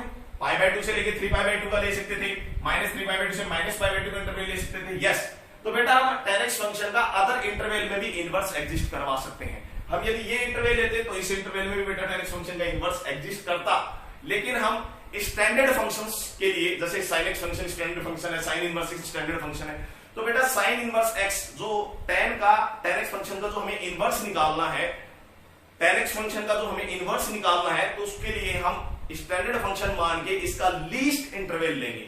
क्या लेंगे? लीस्ट इंटरवल लेंगे जिसमें उसका क्या लिख रहा है, इनवर्स एग्जिस्ट कर रहा है। और पूरे चैप्टर के लिए बेटा tan इनवर्स x की जो प्रिंसिपल वैल्यू ब्रांच लेके चलेंगे वो लेके चलेंगे -π/2 से π/2। तो जब तक हमें क्वेश्चंस में tan इनवर्स की बारे में कुछ भी नहीं बता रखा है, ना डोमेन ना रेंज, तो उस केस में बेटा tan इनवर्स की हम डोमेन लेके चलेंगे ऑल रियल नंबर, और प्रिंसिपल वैल्यू ब्रांच -π/2 से π/2 ही लेके चलेंगे। ध्यान देना, बाकी जो इंटरवल्स होंगे π/2 से लेके 3π/2 है, -3π/2 से -π/2 है, ये tan इनवर्स के लिए अदर ब्रांच का काम करेंगे, other branches of tan inverse x। Clear. तो बेटा जब तक हमें क्वेश्चन में नहीं बता रखा है तब तक हम इसी को -π/2 से π/2 को ही प्रिंसिपल वैल्यू ब्रांच लेके चलेंगे tan इनवर्स x के लिए। क्लियर। तो अदर ब्रांचेस को अब हम लीव आउट कर रहे हैं, and rest we are proceeding to the graph tan inverse. अब हम फाइनली देखते हैं इनवर्स की डेफिनेशन से, जब tan x का फंक्शन का -π/2 से π/2 इंटरवल में इनवर्स एग्जिस्ट कर गया है बेटा, जब इनवर्स एग्जिस्ट कर गया है तो इन दैट केस में tan x फंक्शन की जो रेस्ट्रिक्टेड कोडोमेन है वो यहां पर tan इनवर्स x की डोमेन का काम करेगी, और tan x की जो रेस्ट्रिक्टेड डोमेन है वो यहां पर tan इनवर्स x फंक्शन की रेंज का काम करेगी। क्लियर। इनवर्स फंक्शन की डेफिनेशन से हम जानते हैं बेटा डोमेन रेंज में कन्वर्ट हो जाती है और रेंज इनवर्स के लिए डोमेन में कन्वर्ट हो जाती है। तो बेटा हमारा finally tan inverse x function defined हुआ ऑल रियल नंबर से लेकर -π/2 से π/2 ओपन इंटरवल के अंदर। अब हमें फाइनली इस इंटरवल के अंदर बेटा हमें tan इनवर्स x का ग्राफ प्लॉट करना है। तो tan इनवर्स x का ग्राफ प्लॉट करने के लिए हम हमेशा किसका मेथड यूज करते हैं बेटा, hit and trial method use करते हैं। हम कुछ पॉइंट्स लेंगे, 0 हो गया, कुछ पॉइंट्स प्लॉट करेंगे, पॉइंट्स पुट करने के बाद हम उनकी करस्पॉन्डिंग वैल्यू चेक करेंगे कि ग्राफ कहां अप्रोच कर रहा है। चलिए स्टार्ट करते हैं। तो सबसे पहले बेटा हमने tan इनवर्स में x की जगह पुट किया 0, तो 0 जैसे ही पुट किया तो बेटा tan इनवर्स 0 का आंसर आ गया 0। इट मींस हमारा जो ग्राफ है वो 0 से पास आउट करेगा, कोई प्रॉब्लम नहीं है। नेक्स्ट, जब बेटा x टेंड्स कर रहा है इंफिनिटी के ऊपर, जब हमारा x टेंड्स कर रहा है इंफिनिटी के ऊपर और यहां पर x अप्रोच कर रहा है माइनस इंफिनिटी पे, तो जब हमारा x अप्रोच कर रहा है बेटा इंफिनिटी की तरफ, तो tan इनवर्स इंफिनिटी की जो वैल्यू आएगी वो आएगी π/2। इट मींस जैसे जैसे बेटा हमारा ग्राफ x की वैल्यू इंफिनिटी पे अप्रोच करेगी तो हमारा ग्राफ कहां अप्रोच करेगा, π/2 पे अप्रोच करेगा। ये ग्राफ π/2 पे अप्रोच करेगा बेटा, π/2 तक पहुंचने की कोशिश करेगा, एग्जैक्टली वैल्यू π/2 नहीं आएगी। ये हम लिमिटिंग बिहेवियर से कंसेप्ट को चेक कर सकते हैं। तो जब x इंफिनिटी पे अप्रोच करेगा तो फंक्शन का अप्रोच करेगा π/2 पे अप्रोच करेगा, और जब x माइनस इंफिनिटी पे अप्रोच करेगा, जब x की वैल्यू हम माइनस इंफिनिटी पे अप्रोच करा रहे हैं तो फंक्शन का अप्रोच कर रहा है बेटा -π/2 पे अप्रोच कर रहा है। क्लियर। -π/2 माइनस कह सकते हैं क्योंकि एग्जैक्टली -π/2 भी नहीं आ रहा है, उससे कम ही आ रहा है। क्लियर। तो बेटा ये वैल्यूज का ध्यान रखते हुए, इन वैल्यूज का ध्यान रखते हुए हमने ग्राफ को क्या कर दिया, प्लॉट कर दिया। अब फाइनली एक चीज देखें, ये ग्राफ कुछ इस तरह से हमारा बनेगा, ये यूं जाके बेटा यूं। क्लियर। अब एक चीज देख सकते हैं बेटा, tan इनवर्स x का ग्राफ जो है वो इंक्रीजिंग फंक्शन है। tan इनवर्स x का ग्राफ जो है हम क्लियरली देख सकते हैं वहां से बोर्ड से, tan इनवर्स x का ग्राफ इंक्रीजिंग फंक्शन आ रहा है। जैसे जैसे हमारे पास में x की वैल्यू इंक्रीज होती जा रही है, सेम टाइम पे बेटा y की वैल्यू भी क्या हो रही है, इंक्रीज हो रही है। तो this is the graph of tan inverse x function. Clear. अब बेटा हमारे पास में कंबाइंड ग्राफ की बात करनी है, तो tan इनवर्स x का ग्राफ एक इंक्रीजिंग फंक्शन है। हम देख सकते हैं ये जो आंसर दे रहा है वो -π/2 से π/2 ओपन इंटरवल के अंदर सारे आंसर्स दे रहा है। तो यही बेटा -π/2 से π/2 अब tan इनवर्स के लिए किसका काम करेगी? प्रिंसिपल वैल्यू ब्रांच का काम करेगी, principal value branch. It means हम tan इनवर्स x का कभी भी डिस्कशन इस इंटरवल के बाहर नहीं करेंगे क्वेश्चंस के अंदर। जितनी भी हमारे पास प्रॉब्लम्स आएंगी हम सभी प्रॉब्लम्स का डिस्कशन इसी इंटरवल के अंदर करेंगे। क्लियर? फाइनली बेटा अब हमारे पास आता है थर्ड पॉइंट। जो थर्ड पॉइंट आता है वो आता है कंबाइंड ग्राफ। कंबाइंड ग्राफ अब हमने जब tan x को बेटा बाउंड कर दिया था, रेस्ट्रिक्ट किया था हमने -π/2 से π/2, क्योंकि ये वो लीस्ट इंटरवल था जिसमें हमारा tan x फंक्शन 1 1 और 2 हो पा रहा था, यानी बाइजेक्टिव फंक्शन हो पा रहा था। तो बेटा tan x फंक्शन का हम ग्राफ प्लॉट करेंगे इस इंटरवल के अंदर, tan x फंक्शन का हम ग्राफ प्लॉट करेंगे इस इंटरवल में, और tan इनवर्स x का हम ग्राफ प्लॉट करेंगे इस गिवन कंडीशंस में। तो फाइनली हम कंबाइंड ग्राफ देखने जा रहे हैं। चलिए सबसे पहले हम tan x ग्राफ की बात करते हैं। तो बेटा tan x फंक्शन का ग्राफ किस इंटरवल में बनाना है? जब tan x की डोमेन है -π/2 से π/2। तो देखिए tan x की हमने डोमेन ली -π/2 से लेके π/2। tan x की हमने क्या डोमेन ली? -π/2 से π/2। अब -π/2 से π/2 में tan x फंक्शन का हमने ग्राफ बनाया, जो कि हमें क्लियरली दिख रहा है बेटा। ये ग्राफ जरा, ये जो डार्क लाइंस आ रही है बेटा, ये देखिए इस तरह से, ये हमारा ग्राफ किसका बन रहा है? tan x फंक्शन का ग्राफ बन रहा है। -π/2 से π/2 में हम सभी स्टूडेंट्स ग्राफ देख सकते हैं, कुछ इस तरह से हमारा इंक्रीजिंग फंक्शन आ रहा है। तो ये देखिए -π/2 से π/2 के अंदर ये ज्यादा डार्क ग्राफ हमारा इस तरह से। क्लियर है? ये तो हो गया बेटा हमारा ग्राफ किसका? tan x फंक्शन का। अब हमें tan इनवर्स x फंक्शन का ग्राफ बनाना है। तो tan इनवर्स x का फंक्शन का ग्राफ किस डोमेन पे बनेगा बेटा? ऑल रियल नंबर पे बनेगा, ऑल रियल नंबर पे। और उसका जो आंसर आना चाहिए वो -π/2 से π/2 ओपन इंटरवल में आना चाहिए। इसलिए बेटा हमने π/2 और -π/2 पे ये डॉटेड लाइन कर दी यहां पर, ये देखिए, ताकि इन डॉटेड लाइन के बीच के अंदर tan इनवर्स x का ग्राफ क्या हो सके? बाउंड हो सके। तो बेटा अब हमने डॉटेड लाइन से देखिए, जैसे ये ग्राफ बना था हमारा tan इनवर्स x का कुछ इस तरह से, ये इंक्रीजिंग फंक्शन, इसी तरह से बेटा ये देख सकते हैं ये डॉटेड लाइन से ग्राफ जा रहा, ये जो डॉटेड लाइन का ग्राफ जा रहा है बेटा, ये ग्राफ हमारा किसका है? tan इनवर्स x का ग्राफ है। It is clearly bounded between -π/2 से π/2 ओपन इंटरवल के अंदर। और बेटा अब यहां से इन दोनों ग्राफ के बीच में देखिए कि स्ट्रेट लाइन जा रही है y x, स्ट्रेट लाइन पास हो रही है।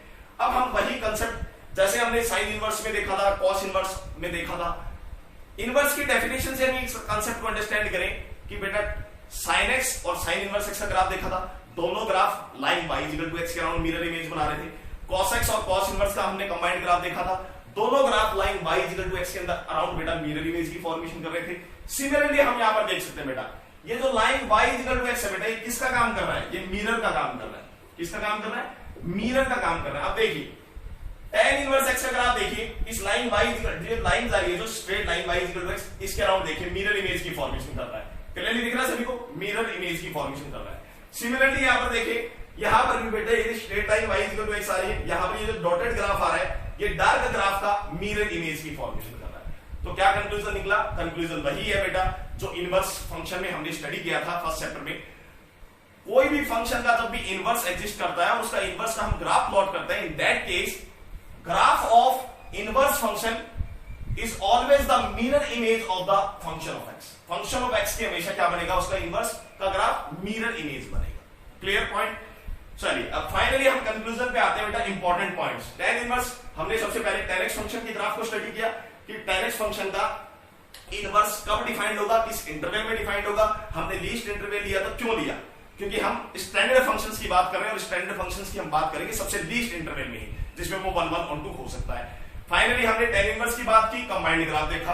अब सब टाइम आ चुका है कि हम फाइनली अब नेचर का डिस्कशन करें। tan इनवर्स x का जो ग्राफ बनाए, क्योंकि हमें हमारा जो मेन टारगेट इस लेक्चर में है, वो हमारा मेन टारगेट किस पे रहेगा बेटा? इनवर्स पे। क्योंकि हम आईटीएफ चैप्टर स्टडी कर रहे हैं, तो हमारा ट्रिग्नोमेट्री से इतना कोई रोल नहीं है।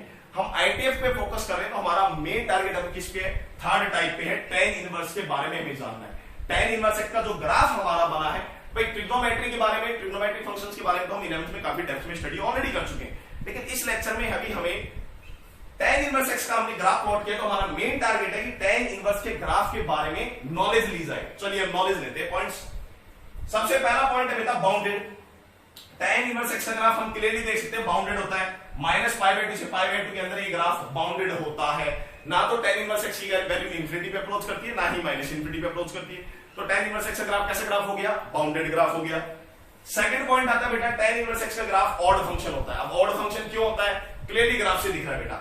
क्योंकि tan इनवर्स का x का ग्राफ ओरिजिन के अराउंड सिमेट्रिक है, या यूं कह सकते हैं अपोजिट क्वाड्रेंट के अंदर tan इनवर्स x का ग्राफ सिमेट्रिक है। अपोजिट क्वाड्रेंट में tan इनवर्स x का ग्राफ सिमेट्रिक है, या फिर यूं कह सकते हैं ओरिजिन के अराउंड tan इनवर्स x का ग्राफ सिमेट्रिक है। यदि ओरिजिन पे बेटा फिक्स करके इस ग्राफ को, ओरिजिन पे फिक्स करके इस ग्राफ को 180 डिग्री से यूं टर्न कर दिया जाए तो बेटा ये ग्राफ दोबारा फॉर्मेशन कर लेगा, हम क्लियरली देख सकते हैं। ओरिजिन को फिक्स करके यदि 180 डिग्री पे ग्राफ को टर्न कर दिया जाए तो इस ग्राफ की दोबारा सेम टू सेम फॉर्मेशन हो जाएगी। क्लियर? चलिए, now let us discuss point number third. Point number third is non periodic. tan inverse x का ग्राफ बेटा नॉन पीरियोडिक फंक्शन होता है। नॉन पीरियोडिक का मतलब ग्राफ जो होता है वो अपने आप को बार-बार इंटरवल्स में रिपीट नहीं करेगा। अब ये देख सकते हैं तो ये ग्राफ सिर्फ इंक्रीजिंग फंक्शन चल रहा है, ऐसा थोड़ी ना है कि tan x की तरह ये बार-बार अपने आप को ग्राफ अलग-अलग इंटरवल में रिपीट कर रहा है, इसलिए बेटा ये फंक्शन क्या है? नॉन पीरियोडिक फंक्शन है। Point number fourth, tan inverse x का बेटा जब हम डिफरेंशिएशन करेंगे, जो tan इनवर्स x फंक्शन है इसका जैसे ही हम सिंगल डेरिवेटिव करेंगे तो बेटा सिंगल डेरिवेटिव का आंसर आता है 1 अपॉन में 1 प्लस एक्स स्क्वायर, 1 अपॉन में 1 प्लस एक्स स्क्वायर। और बेटा 1 अपॉन में 1 plus x square is always greater than 0 for all x belongs to real number, for all x belongs to real number. क्योंकि single derivative का answer tan inverse x का always greater than 0 आ रहा है for all x belongs to real number के लिए, it means हम कह सकते हैं tan इनवर्स x का अपने डोमेन के अंदर बेटा, डोमेन में से कोई भी हम नंबर ले x belongs to real number, तो उस कंडीशन पे since single derivative is greater than 0 तो बेटा इंक्रीजिंग की डेफिनेशन ये कहती है, मोनोटोनिसिटी की डेफिनेशन ये कहती है फंक्शन का जो ग्राफ होगा वो इंक्रीजिंग फंक्शन होगा। कभी भी फंक्शन का सिंगल डेरिवेटिव x की वैल्यूज के लिए डोमेन में अंदर से कंप्लीटली ग्रेटर देन 0 आ रहा है तो फंक्शन का ग्राफ 100% कैसा होगा बेटा? स्ट्रिक्टली इंक्रीजिंग फंक्शन होगा, स्ट्रिक्टली इंक्रीजिंग फंक्शन। तो यहां से एक कंक्लूजन निकला कि बेटा x1 यदि x2 से बिगर है तो tan इनवर्स x1 भी tan इनवर्स x2 से ग्रेटर देन इक्वल टू ही होगा। इट मींस यहां पर डोमेन के एलिमेंट्स के ऊपर tan इनवर्स फंक्शन को ऑपरेट करने में बेटा इनइक्वालिटी का साइन चेंज नहीं हुआ है।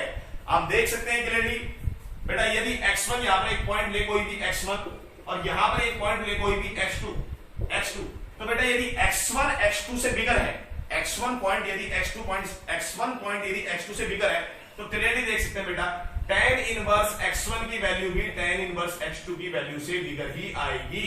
ये पॉजिटिव वैल्यू आ रही है, नेगेटिव वैल्यू आ रही है। तो बेटा जब भी फंक्शन इंक्रीजिंग फंक्शन होता है तो इनइक्वालिटी के अंदर फंक्शन ऑपरेट करने पर, दोनों साइड फंक्शन ऑपरेट करने पर इनइक्वालिटी का साइन चेंज नहीं होता है। ये इनइक्वालिटी की प्रॉब्लम्स के लिए हमें लर्न रखना है। क्लियर?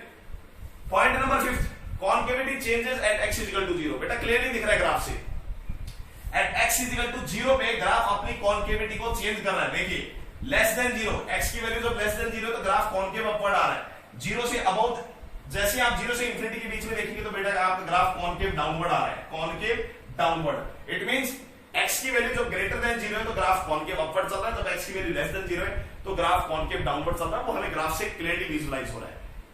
पॉइंट नंबर 6 आता है बेटा single derivative dy by dx। जो सिंगल डेरिवेटिव है इसकी वैल्यू ऑलवेज एग्जिस्ट कर रही है, dy by dx की value always exist. Always exist का मतलब है कि सिंगल डेरिवेटिव जो होगा, टेंजेंट का जो स्लोप होगा वो y equal to tan inverse x graph के लिए ऑलवेज एग्जिस्ट करेगा। ग्राफ के ऊपर हम देख सकते हैं कहीं पे भी बेटा, पूरे ग्राफ के ऊपर कहीं पे भी हमें वर्टिकल टेंजेंट नहीं बन रही है। There is no formation of vertical tangent. हमने साइन इनवर्स और कॉस इनवर्स का ग्राफ देखा था, वहां पर x equal to plus minus 1 पे वर्टिकल टेंजेंट आ रही थी, इसीलिए बेटा वहां पर उस केस में सिंगल डेरिवेटिव एग्जिस्ट नहीं कर रहा था। लेकिन tan इनवर्स के ग्राफ में हमें कोई वर्टिकल टेंजेंट की फॉर्मेशन नहीं हो रही है तो सिंगल डेरिवेटिव ऑलवेज क्या करेगा? एग्जिस्ट करेगा। लास्ट एंड फाइनल पॉइंट बात करते हैं बेटा एसिम्प्टोट की। एसिम्प्टोट ये वर्ड आपने पढ़ा होगा, काफी लिमिट्स चैप्टर में भी काफी डिटेल में पढ़ा होगा। ग्राफिकल रिप्रेजेंटेशन करते समय भी बेटा ये वर्ड काफी काम आता है। तो हम देख सकते हैं बेटा जब x की वैल्यू प्लस माइनस इंफिनिटी पे अप्रोच कर रही है, जब x की वैल्यू प्लस माइनस इंफिनिटी पे अप्रोच कर रही है तो y की वैल्यू कहां अप्रोच कर रही है? प्लस माइनस पाई बाय 2 पे अप्रोच कर रही है। जब x टेंड्स टू, हम देखें बेटा इधर, जब x टेंड्स टू इंफिनिटी पे अप्रोच कर रहा है तो y कहां अप्रोच कर रहा है? पाई बाय 2 पे। और जब यहां पर बेटा x tends to minus infinity approach कर रहा है तो y कहां अप्रोच करने की कोशिश कर रहा है? Minus pi by 2। तो यही बेटा एसिम्प्टोट की डेफिनेशन है। जब x tends to infinity approach करे और y टेंड्स टू यदि कोई पॉइंट अप्रोच करे, जैसे y टेंड्स टू यहां पर पाई बाय 2 पे अप्रोच कर रहा है तो लाइन, ये जो लाइन आ रही है y equal to pi by 2 वाली ये जो लाइन आ रही है, और यहां पर बेटा ये जो स्ट्रेट लाइन आ रही है horizontal line y equal to minus pi by 2, ये दोनों लाइन हम देख सकते हैं बेटा ग्राफ के लिए किसका काम कर रही है, हॉरिजॉन्टल एसिम्पटोट का काम कर रही है, हॉरिजॉन्टल एसिम्पटोट। हम देख रहे हैं बेटा जब x टेंड्स टू इंफिनिटी पे अप्रोच कर रहे हैं तो ये ग्राफ जो है बेटा line y equal to pi by 2 को इंफिनिटी पे जाते जाते टच करने की कोशिश कर रहा है। क्या कर रहा है, टच करने की कोशिश कर रहा है। इसका मतलब इंफिनिटी के ऊपर बेटा कर्व और लाइन के बीच में जो डिस्टेंस होगा ऑलमोस्ट जीरो पे अप्रोच कर जाएगा, और ऐसी लाइन को हम क्या कहते हैं बेटा, एसिम्पटोट कहते हैं। क्लियर? चलिए now let us finally proceed to the questions of tan inverse. Now finally students, let us, we had already discussed the graph of tan inverse x function in detail. We had studied the important points related to the tan inverse x function in detail. Now last and final, to understand the graph in depth, let us discuss few problems related to the tan inverse x. These are the 4 problems related to the tan inverse x graph concept, starting one by one. First problem, बेटा first problem दे रखा है y equal to tan inverse x square upon में 1 plus x square, find range. Range find करने के लिए बोला बेटा, रेंज जैसे ही फाइंड करने के लिए बोलेगा तो हमें क्या माइंड में आएगा, इनसाइड आउटसाइड मेथड। हम इनसाइड से आउटसाइड एंट्री करेंगे। जब भी हमें रेंज फाइंड करने के लिए बोलता है सिर्फ एक ही बात दिमाग में आनी चाहिए, that is inside outside method. हम रेंज फाइंड करने के लिए इनसाइड से आउटसाइड एंट्री करेंगे। चलिए स्टार्ट करते हैं। तो बेटा tan inverse x square upon 1 plus x square को हम इस तरह से लिख सकते हैं भाई, x स्क्वायर के अंदर यहाँ पर +1, यहाँ पर लिखा हुआ बेटा x स्क्वायर में +1 कर दो -1 कर दो। उससे करने से फायदा क्या मिलेगा बेटा, ये फंक्शन इजी फॉर्म में आ जाएगा। यहाँ पर वेरिएबल न्यूमरेटर में भी है, डिनोमिनेटर में भी है। यहाँ पर वेरिएबल न्यूमरेटर में भी है, इनपुट में न्यूमरेटर में भी वेरिएबल है, डिनोमिनेटर में भी वेरिएबल है। तो बेटा हम क्या कोशिश करते हैं, सबसे पहले इनपुट में जो वेरिएबल दोनों जगह है तो हमने इसमें +1 कर दिया और -1 कर दिया। इससे बेनिफिट ये मिलेगा कि x स्क्वायर +1 को जब दोनों के नीचे सेपरेट करोगे तो बेटा वेरिएबल सिर्फ 1 प्लेस ले लेगा। वेरिएबल कितनी जगह ले लेगा, सिर्फ 1 प्लेस पे आ जाएगा। देखिए जैसे ही इसके नीचे जाएगा 1 आ जाएगा, यहां पर आ जाएगा -1/1 प्लस x स्क्वायर। इससे बेनिफिट ये मिला बेटा, आपका जो वेरिएबल न्यूमरेटर और डिनोमिनेटर दोनों जगह था, न्यूमरेटर डिनोमिनेटर दोनों जगह था, वो वेरिएबल ने सिर्फ एक जगह आ गया, वो है डिनोमिनेटर के अंदर। अब ऐसा हमने क्यों किया बेटा, ऐसा इसलिए किया क्योंकि हमें रेंज फाइंड करनी है। तो रेंज फाइंड करने के लिए हम इनपुट से स्टार्ट करेंगे। तो सबसे पहले रेंज फाइंड करने के लिए हमें इनपुट का इंटरवल फाइंड करना पड़ता है। हमें इस ये जो इनपुट है tan इनवर्स का, हमें इसका इंटरवल फाइंड करना है कि हमारा इनपुट कहां से कहां तक लाई कर रहा है। तो उसके लिए हमने इसको इस फॉर्म में बना दिया। अब स्टेप बाय स्टेप चलते हैं, देखिए फटाफट। हम क्लियरली जानते बेटा x स्क्वायर प्लस 1 जो है उसका मिनिमम आंसर क्या आएगा, 1 आएगा। कब आएगा, जब x की वैल्यू क्या होगी, 0। भाई x स्क्वायर प्लस 1 है तो हमेशा पॉजिटिव है, उसमें तो कोई डाउट है नहीं। तो x स्क्वायर प्लस 1 का मिनिमम आंसर क्या आएगा बेटा, 1 आएगा। कब आएगा, जब x की वैल्यू क्या लेगा, 0 लेगा। अब x की वैल्यू आप कुछ भी पुट करोगे तो 1 से बिगर ही जाएगी। तो x स्क्वायर प्लस 1 का मिनिमम आंसर आएगा 1। तो x स्क्वायर प्लस 1 जो है बेटा 1 से इंफिनिटी के अंदर लाई करेगा, 1 क्लोज में इंफिनिटी ओपन में। अब हमें इसका यहां पर क्या चाहिए, अब हम बेटा इसको इनपुट में कन्वर्ट करेंगे। इसको हम पूरे को इनपुट में कन्वर्ट करेंगे स्टेप बाय स्टेप। तो 1 प्लस x स्क्वायर का क्या चल रहा है, रेसिप्रोकल चल रहा है, तो उसका रेसिप्रोकल कर दो। क्योंकि दोनों साइड बेटा इनइक्वालिटी के दोनों साइड साइन सेम है, प्लस प्लस। तो जैसे ही आप इसका रेसिप्रोकल करोगे इनइक्वालिटी के साइन बेटा चेंज हो जाएंगे। यहां पर आएगा 1/इंफिनिटी, जो लेस देन इंफिनिटी था वो यहां पर ग्रेटर देन बन जाएगा बेटा। यहां पर आएगा 1/इंफिनिटी प्लस दैट इज 0, यहां पर आएगा 1/1। तो जैसे ही आपने रेसिप्रोकल किया इनइक्वालिटी का साइन बदल गया as per rule of inequality. Finally अब इसके साथ क्या चाहिए इनपुट बनाने के लिए, इसको माइनस की रिक्वायरमेंट है, तो दोनों साइड बेटा माइनस से मल्टीप्लाई कर दो। अब इनइक्वालिटी का रूल क्या कहेगा, as soon as we multiply the inequality by a negative number then the sign of the inequality will again change. तो बेटा यहां से साइन चेंज हो गया, यहां पर -1 आ गया, यहां पर चला गया 0 पे कोई साइन लगेगा नहीं, because 0 is neither a negative integer nor a positive integer. तो फाइनली अब इसको किसकी रिक्वायरमेंट है बेटा, अब हमें इसको किसकी रिक्वायरमेंट है, इनपुट बनाने के लिए 1 की रिक्वायरमेंट है। तो दोनों साइड बेटा 1 ऐड कर दो, तीनों साइड। तो इसमें 1 ऐड हो गया, ये बन गया फंक्शन हमारा, इनपुट बन गया। जैसे ही 1 ऐड हुआ ये हमारा इनपुट बन चुका है। 1 - 1 0 और 0 में 1 ऐड हुआ 1। कोई प्रॉब्लम नहीं। तो बेटा हमें इनपुट पता लग गया, हमारा इनपुट हमें पता लग गया कि इनपुट कहां से कहां तक जा रहा है। इनपुट जा रहा है 0 से लेके 1, 0 क्लोज में 1 ओपन में।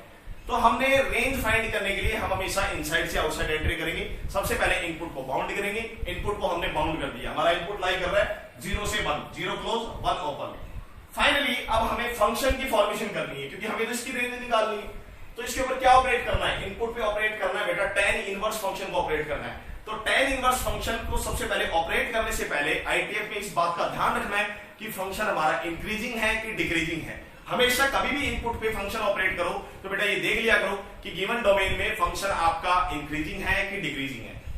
तो tan इनवर्स x तो बेचारा ऑलवेज इंक्रीजिंग चलता है, for all x belongs to real number के लिए बेटा tan इनवर्स x तो हमेशा इंक्रीजिंग फंक्शन होता है। तो फाइनली आप इसके दोनों साइड में, तीनों साइड में यहाँ पर tan इनवर्स फंक्शन को ऑपरेट कर दो। जैसे ही बेटा आपने tan इनवर्स फंक्शन ऑपरेट किया तो ये तो हमारा मिडिल वाला क्या बन जाएगा, f ऑफ x बन जाएगा।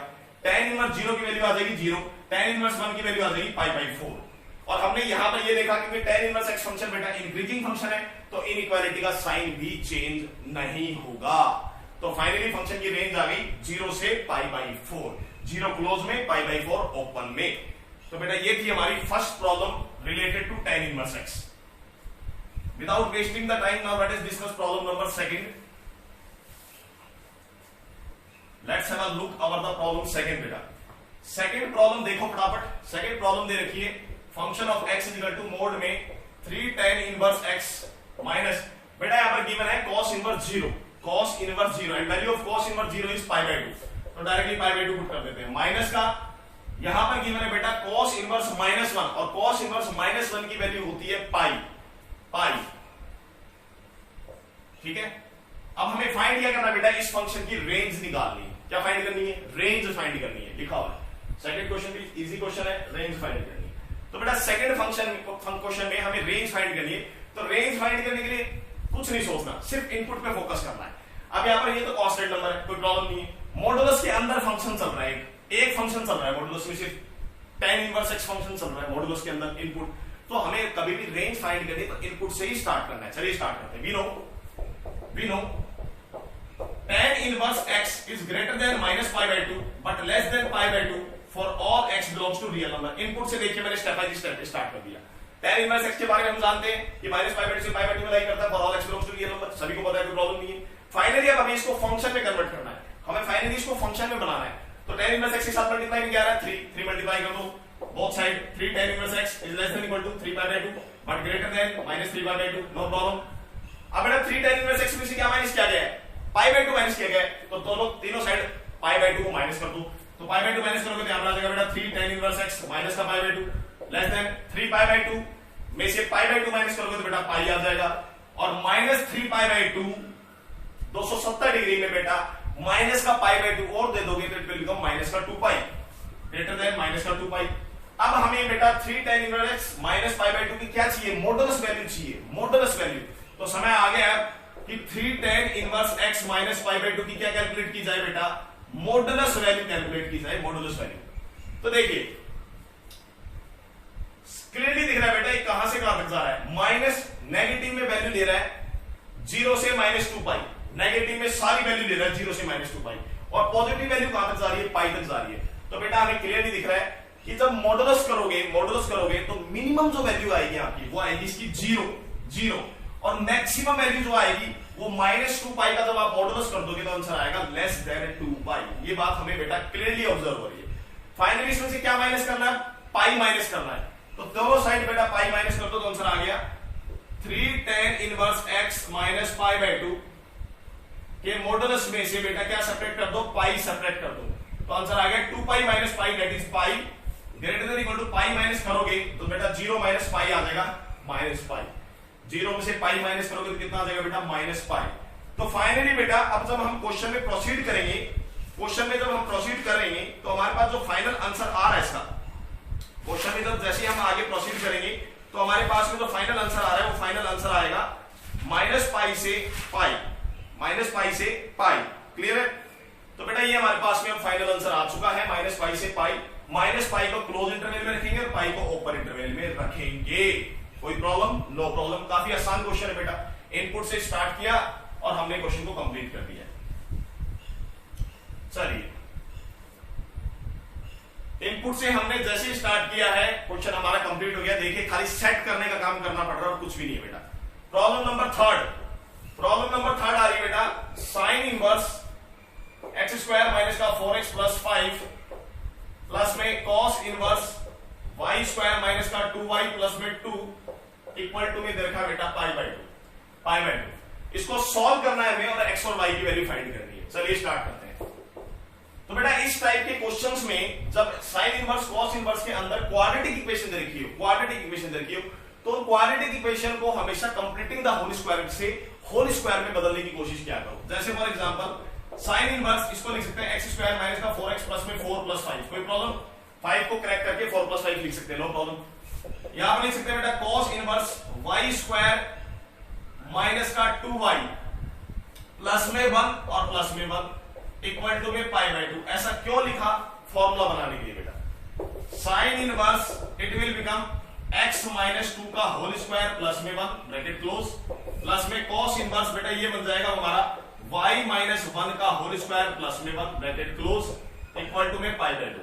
चलिए तो cos इनवर्स और sin इनवर्स के अंदर जो क्वाड्रेटिक इक्वेशन दे रखी थी उसको हमने एक होल स्क्वायर में कन्वर्ट कर लिया। अब देखिए ये करने के पीछे बेटा रीजन क्या था, रीजन को समझते हैं। देखिए साइन इनवर्स की मैक्स इनपुट, साइन इनवर्स का बेटा ये जो इनपुट है ये मैक्सिमम वैल्यू कितनी ले सकता है? 1 ले सकता है। साइन इनवर्स का जो बेटा इनपुट है वो मैक्सिमम वैल्यू 1 ले सकता है। अब यहां पर देखिए बेटा तो साइन इनवर्स मैक्सिमम वैल्यू ये भी पॉजिटिव है, ये भी पॉजिटिव है, तो बेटा ये आंसर 1 से बड़ा जा रहा है। इनपुट पे ध्यान दो सिर्फ, तो ये आंसर इनपुट जो है वो 1 से बड़ा जा रहा है और 1 से बड़ा यदि चला गया बेटा इनपुट साइन का तो उस केस में साइन इनवर्स डिफाइंड ही नहीं होगा। 1 से बड़ा इनपुट यदि चला गया बेटा साइन इनवर्स का तो डिफाइंड ही नहीं होगा। It means sine inverse function, ये फंक्शन बेटा सिर्फ तभी डिफाइंड हो सकता है जब यहां पर x माइनस 2 का होल स्क्वायर क्या होगा? 0। क्योंकि यदि बेटा x माइनस 2 का होल स्क्वायर 0 नहीं हुआ, x की कोई भी वैल्यू पुट करोगे तो इनपुट 1 से बड़ा चला जाएगा और ये अलाउड नहीं है साइन इनवर्स को डिफाइंड होने के लिए। सिमिलरली यहां पर ध्यान दे बेटा ये तभी डिफाइंड है इनपुट, cos इनवर्स तभी फंक्शन डिफाइंड है जब cos इनवर्स का इनपुट भी 1 से कम रहे या 1 के इक्वल रहे। तो बेटा y माइनस 1 का होल स्क्वायर पॉजिटिव, 1 भी पॉजिटिव, तो y की कुछ भी वैल्यू रखोगे तो इसका इनपुट 1 से बड़ा चला जाएगा। इट मींस cos इनवर्स को डिफाइंड होने के लिए, आंसर को 1 या 1 से छोटा होने के लिए इनपुट को y माइनस 1 का होल स्क्वायर को भी क्या होना पड़ेगा? 100% बेटा 0 होना पड़ेगा। तो फाइनली बेटा यहां से x की वैल्यू निकल के आई 2, यहां से क्वेश्चन की y की वैल्यू निकल के आई 1। यही हमें बेटा इस क्वेश्चन में वैल्यू फाइंड करनी थी x और y की। Find the value of x and y। तो काफी ट्रिकी क्वेश्चन है बेटा, थर्ड क्वेश्चन और काफी नया क्वेश्चन है। आईआईटी मेंस के लिए काफी नया क्वेश्चन है, काफी अच्छा क्वेश्चन है। कभी भी इनवर्स में क्वाड्रेटिक इक्वेशन बन रही हो तो उसको सबसे पहले कंप्लीटिंग द होल स्क्वायर में कन्वर्ट किया करो ताकि रिजल्ट्स पे डायरेक्ट डोमेन के कांसेप्ट से क्वेश्चन को अटेम्प्ट किया जा सके। चलिए लास्ट एंड फाइनल क्वेश्चन,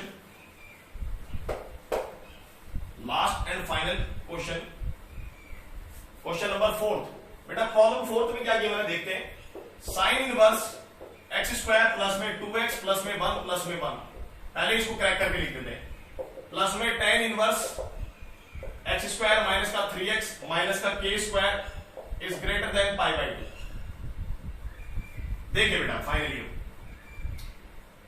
क्योंकि यहां पर साइन इनवर्स के केस में क्वाड्रेटिक इक्वेशन आ रही है इनपुट की, तो अभी भी तो हमने क्वेश्चन किया थर्ड क्वेश्चन कि साइन इनवर्स हो कॉस इनवर्स हो कभी भी अंदर क्वाड्रेटिक इक्वेशन है तो उसको होल स्क्वायर में बदलने की कोशिश करेंगे।